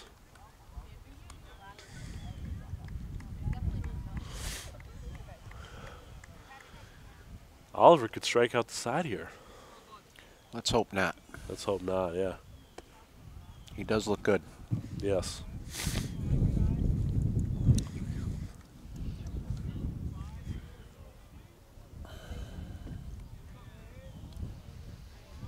But like I said, your shortstops are generally your better athletes, so Yeah. it's clear that Oliver's a good athlete, but he put Junowski on. Putting Junowski indeed on with a walk. Looks like the Westside offense today has done better with 2 outs in an inning.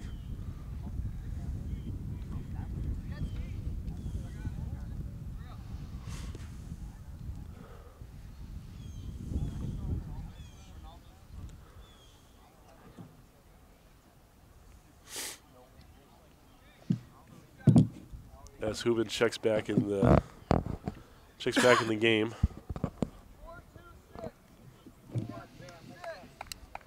Hubin's the runner here.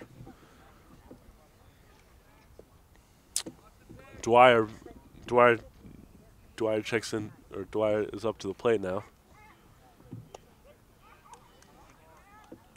Dwyer is 0 for 2 today. Oliver's getting that low inside strike at the knees.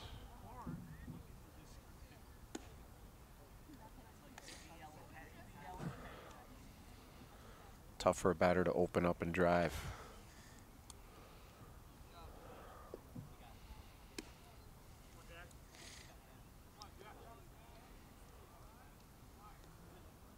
Going. Going, and ooh. It hits the runner. Boy, Harry, nice job. But Harry is in there safely at second.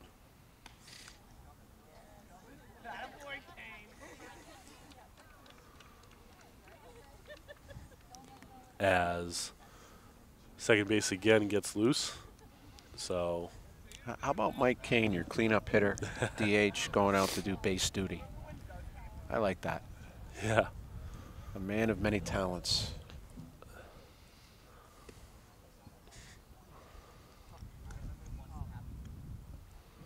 As they put second base back. That did happen a lot at this field a number of years ago. Yeah.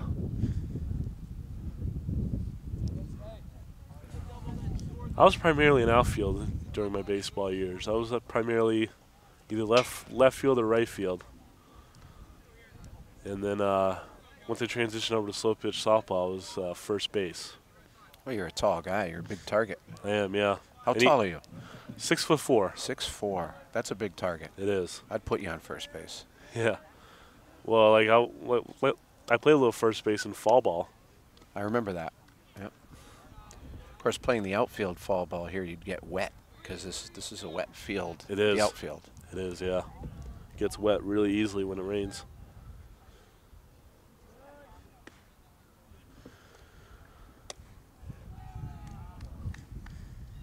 But once again, they've done a great job with this field. I'd like to see Pillsbury Field come online. I don't know what the status of that field is. I haven't paid much attention to it. Looks good from here. As Dwyer draws the walk. The original layout of this field was to have 2 baseball fields and a softball diamond. Yeah, I see that the other baseball field is not in use. The other, that was where the first diamond was going to be. The second diamond was going to be where Pillsbury Field currently resides, and where we are right now was going to be a softball diamond.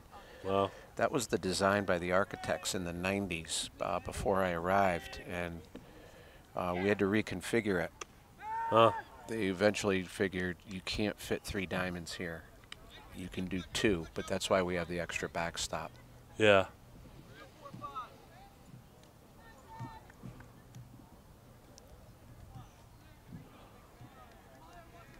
Of course, Pillsbury Field, named after legendary softball coach Deke Pillsbury. Still at it, 43 years. Yeah, I'm surprised he's still at it. I'm not surprised. I know Deke. Deke is has more energy than people half his age, and is a great coach. Yeah. I'm glad he's still at it. You have also a longtime PA announcer at Clark Field for the football games. Legendary. Yes.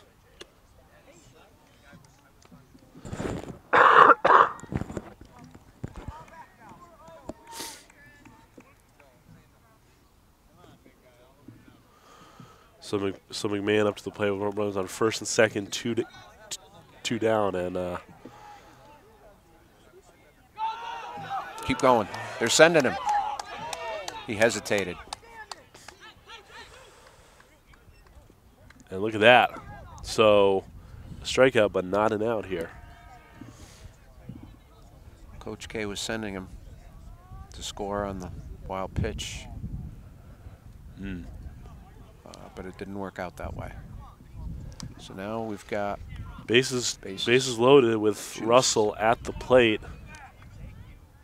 Russell and Hubin got to be disappointed with himself. Yep. So now it's Russell's turn to try to bring in the go-ahead run here.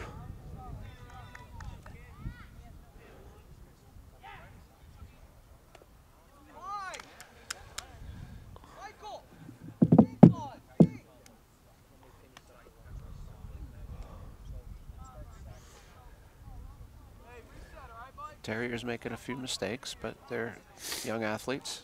And they learn from it.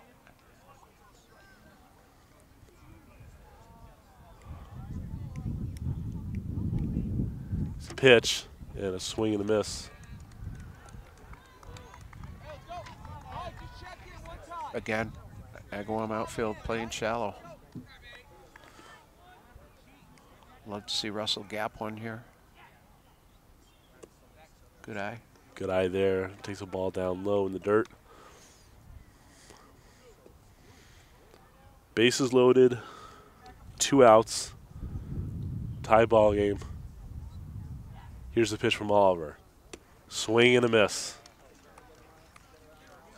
And that retires the side.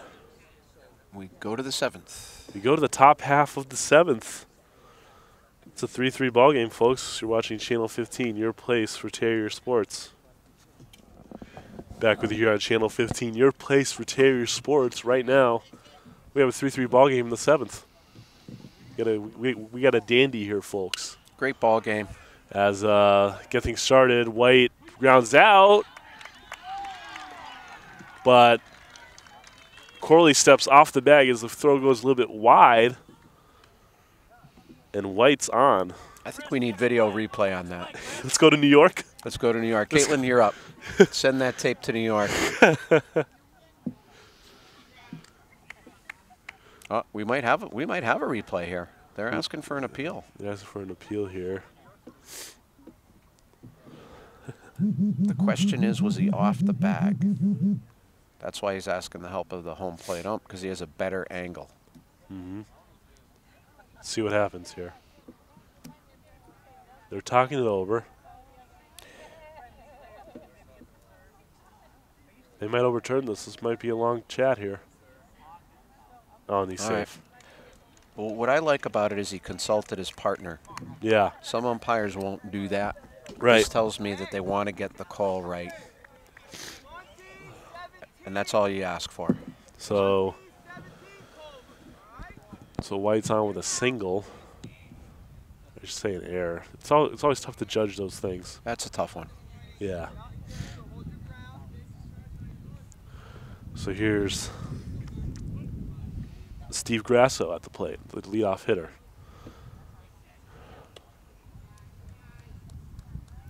Catcher already has a caught stealing today. Yeah. Russell's still out there. He's getting the sign from his catcher.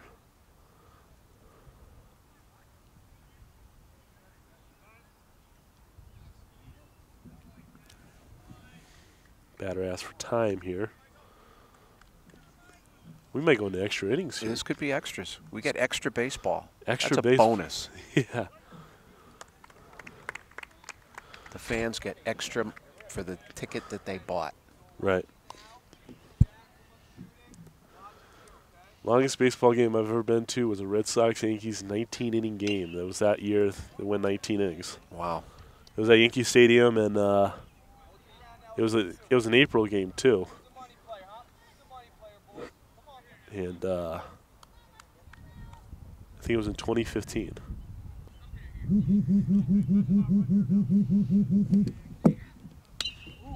That's trouble. But no, it's not. No, it's not. Well and, played. As left fielder grabs it for the out. Well played. Sometimes those are the toughest ones. So one down, and here comes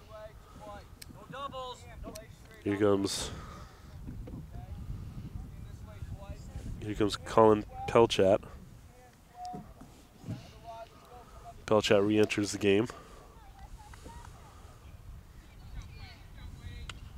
Here's a pop-up foul. All right, where's he been, Nick? Just like it- 2010. I'm asking you, what's Pelchat done so far today? Pelchat has reached on base 3 times, scored 2 runs, and flied out to center. I'll take a fly out to center, thank you. Good hitter, that Pelchat, though. That's why he's probably the number 2 hitter. Yeah, absolutely. That's his key spot in any lineup. And the ball gets by the catcher, and White is in there safely in second. So one down runner on second. They have to get out of this inning unscathed in order to keep it a tie ball game. Infield's got to get dirty here. Yep. They've got to knock the ball down at any cost. And the outfield's got to be ready to come up throwing. Outfield playing a little deep. Here's his pitch, and that's a pop-up. And it's going to go foul and out of play. Corley thought he had a play, but did not. That's a tough spot for a first baseman. You don't know which way to turn because it's right in the middle. Yep. And even if he did catch it, you get an out, but you also have a man on third. It's always tough even if you're playing baseball or softball. I try to make those plays all the time, but you just can't. Here's a ground ball to second. Here's on the first. Did he get on first? Yes, he did. Bang, bang play. Bang, bang indeed as Nice they play. move the runner over to third, but now with 2 outs. A lot of pressure on the catcher here, Jack, lock everything, Jack. as a fan So- has just indicated. 2 down, and here comes Joe Oliver at the plate. Oliver just recently entered the game as a pitcher from shortstop, and as Coach Taylor alluded to, it's tough being a shortstop and having to pitch in a game, right? Absolutely.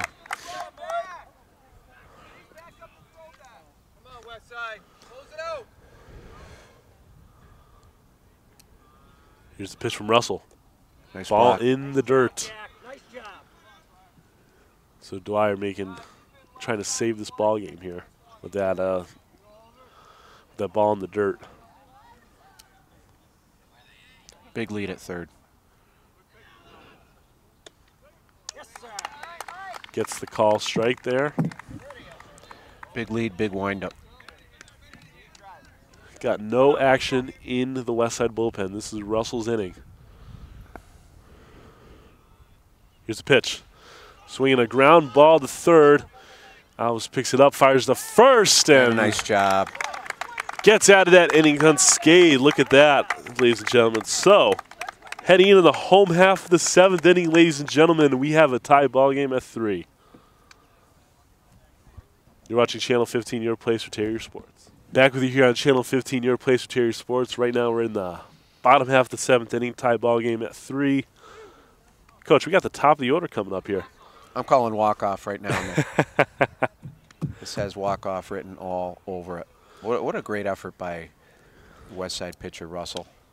Yeah, great effort here, and Joe Oliver still is on the mound for the Agawam Brownies here, trying to limit the damage here in the home half of the 7th, so we can go to extras. But he has the We don't top of want the order.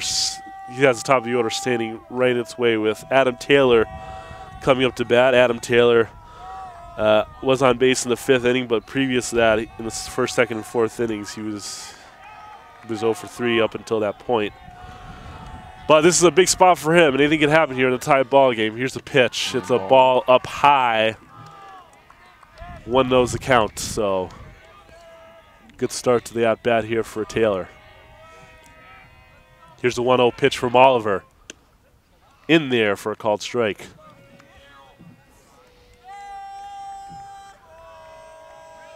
Taylor looking to get on base here to start the inning.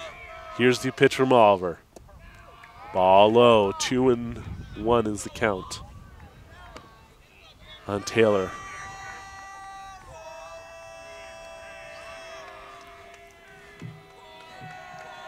The 2-1 pitch from Oliver. In there for a called strike. 2-2 count now. West Side bench getting into it now. Here's the 2-2 pitch from Oliver. Here's a swing and a foul straight back and right behind us out of play. If that ball was anything lower, I think would be hit with the ball. You're Counters. 6'4", Nick. I'm hiding behind you. 2-2 pitch, and here's a swing in right to shortstop. On first, gets the out at first. Nice So play number by the 15, the shortstop. shortstop, gets the out. Throws out the runner at first. One away.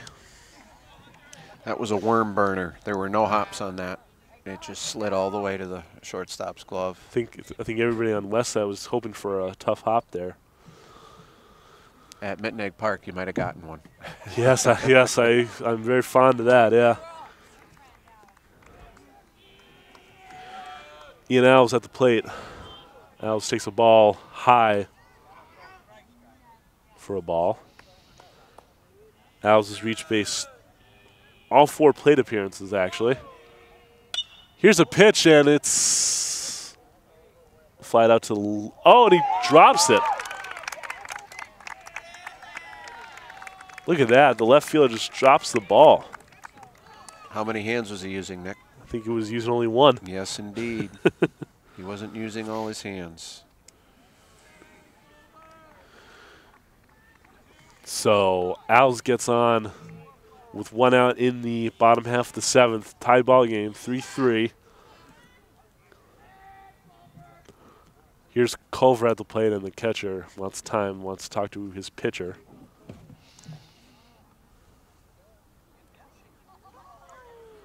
But, you know, the beauty of baseball is, you know, young players make mistakes, and that's totally forgivable. Right. And a lot of times kids who make mistakes, they have a chance to redeem themselves, and they do. If you're playing varsity baseball for Agawam or West Springfield, you're a good athlete. Right. Culver at the plate. Oliver the pitch. Not sure. Looks at a strike. What do you say, Trey?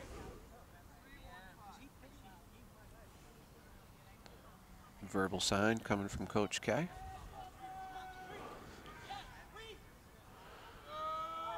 Alves takes his lead from first. Here's the pitch. Leave it alone. Nice. Ball up high.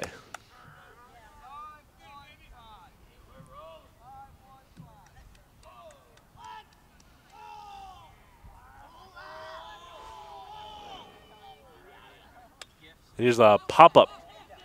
Get out.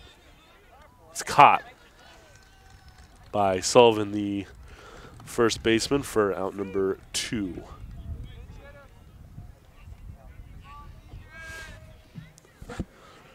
Pinch hitter. And we got a pinch hitter for West Side. This is Aaron Beckon at the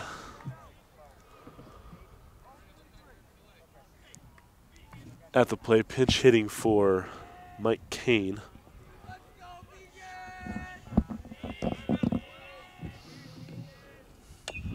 Here's Began's pitch, or Began's hit, and that's out number 3. So we are heading to extra innings here at Quigley Field. 3-3 ball game. We'll be back right after this. Stay with us. Back with you here on Channel 15, your place for Terrier Sports. Right now we're in the top half of the 8th inning. We're in extra innings here from Quigley Field. Westside Agawam baseball. We're tied at 3 as Matt O'Keefe steps in the plate for the Brownies. Pop fly to second. Second baseman has it for out number 1.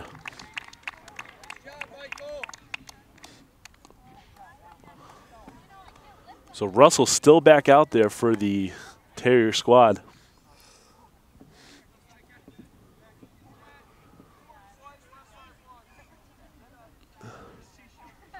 As here comes A.J. Kerr at the plate, the designated hitter. Kerr reached base once, but hasn't reached base since the first inning.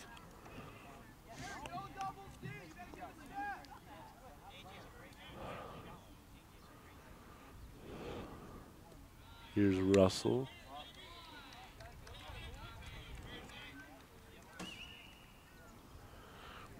As Kerr gets on with a walk.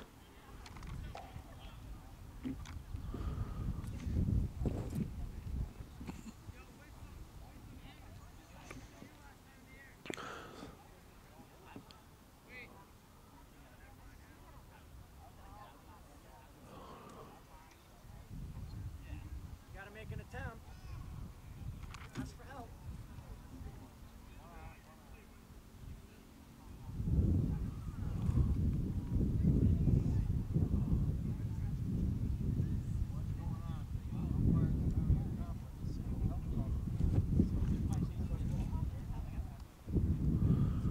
So the umps are having a conversation here.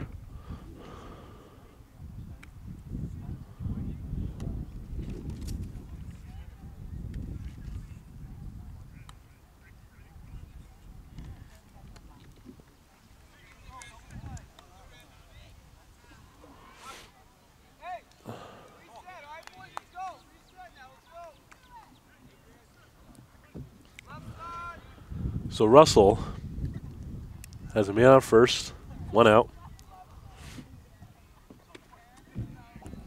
Grenier at the plate for the Brownies. play ball would be in order here.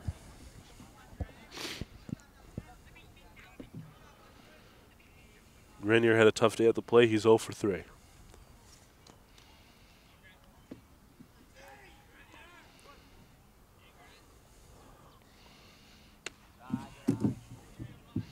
Russell throws the ball high.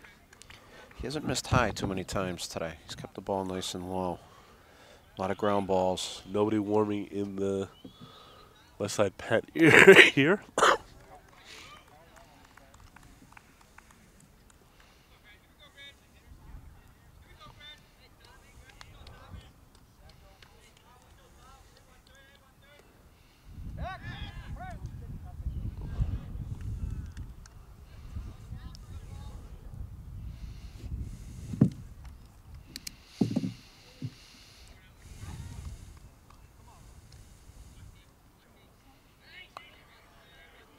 Russell in the stretch. Here's the pitch. Swinging a high fly ball to right field.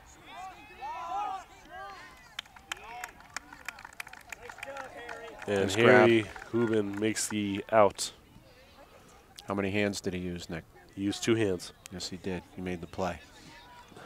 Solid. Here comes Andrew Sullivan at the plate now for the Brownies. He had a triple his first time up, which scored a run, and then flat out to right last time up. 1 for 2. Outfield adjusting accordingly right now. Yep. He has some power as he's shown in his first at bat of the day.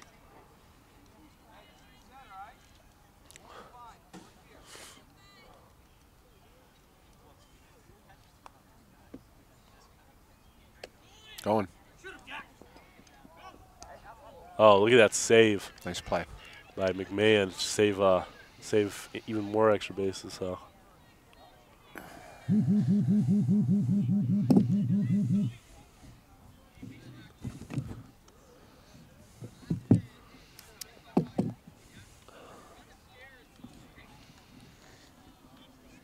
And they're intentionally walking him.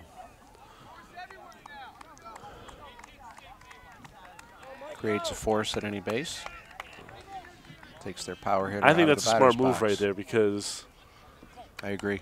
he's shown some power. He doesn't want to. I mean, they don't want to give up the big hit here. They want to play conservative here. Here's a pitch from Russell. Here's a high pop up. Somebody should be To covering the first, first base. and they are, but it doesn't matter. Does not matter. As Corley records the 3rd out, and thus we go into the home half of the 8th inning. Extra innings baseball here at Quigley Field goes in the bottom of the 8th with our score tied at 3. You're watching Channel 15, your place for Terrier Sports. Here at Channel 15, your place for Terrier Sports. 3-3 ball game in the bottom home half of the 8th inning. Extra innings here at Quigley Field.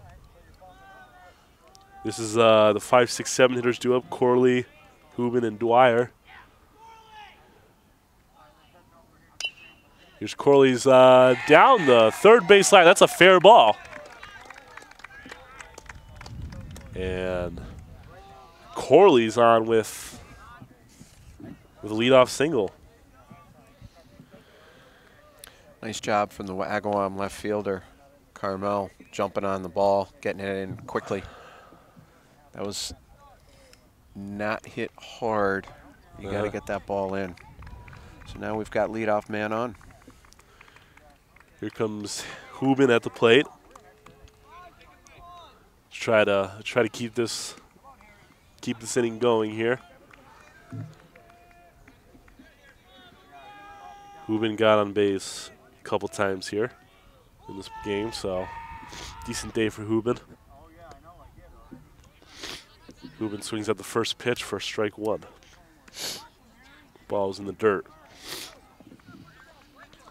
Come on, 30. Come on now.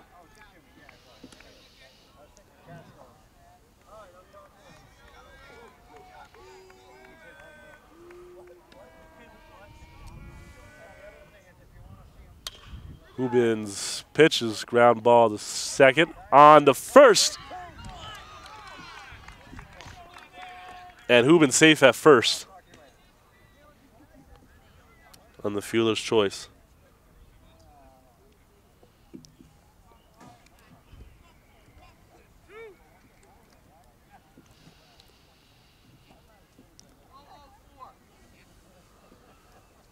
So one away, here comes Jack Dwyer at the plate.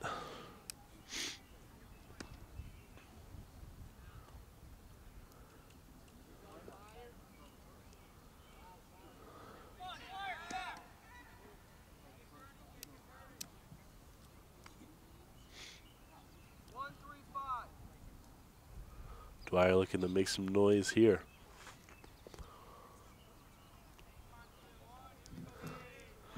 Hubin takes the lead from first. He goes.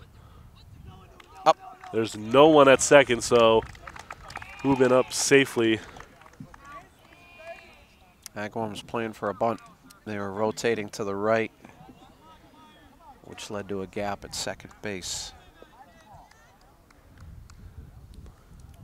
Smart move by Coach K to call that signal.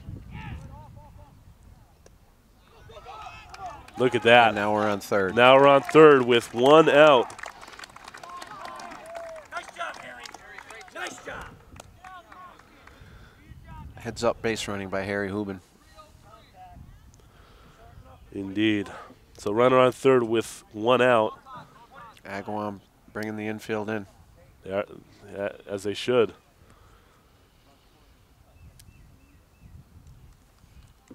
Coach Rowe wants to talk to his infield.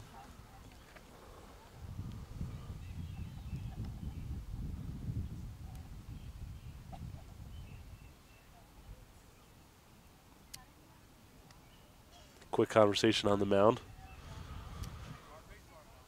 Coach Kenziera talking to Dwyer. This is where you need to strike out from your pitcher. You don't want contact here. Yes. As we got the sun beaming down on our faces here. It's a good sign, Nick. I like it. It is a good sign. Wish I brought my sunglasses, but I did not. Here's Oliver's pitch. It's called strike.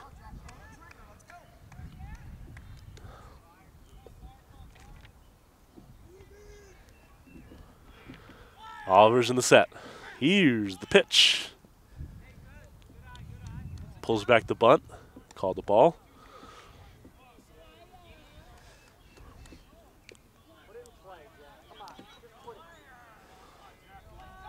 Runner on third. One out. Oliver's in the set. Here's the pitch. Called for a ball. Ball high. 3-3 ball game.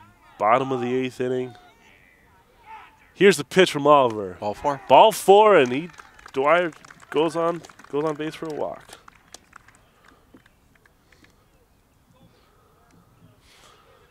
Big spot here for Chris McMahon. McMahon has reached base all those times, all four plate appearances here, including the one last inning, and now He walked him. now they're going to intentionally walk him to bring up the pitcher, Mike Russell. Look at this. One out, bases loaded. Here's the pitch. Swinging a pitch. That's going to do it. That's going to do it. And we got ball game. Mike Russell grounds out to the shortstop. Shortstop couldn't handle it, fires it home. And that does it. From here at Quigley Field, a 4-3 walk-off win in the bottom half of the eighth inning. And what a nice way to close out the season for Westside. Yeah, great finish. They fell behind early, but as we said at the time, they had some bend but don't break innings. As Coach said, they minimized the damage, came through with some big hits, put some guys on base, put pressure on the other team, and usually when you do that in high school baseball, you come out with the win. Well, Coach, it's certainly an honor to be calling a game beside you. I hope to do more games with you in the future. It's my pleasure, Nick. It was a lot of fun. A lot of fun. Thank you very much. No problem. And so for Coach Paul Taylor and Kalen Johnson, our camera person, I'm Nick Odell saying so long from Quigley Field. Once again, the final score, Westside 4, Agawam 3. We'll see you guys next year for some more for some more West Side Sports. We'll see you guys later. Have a good night, everybody.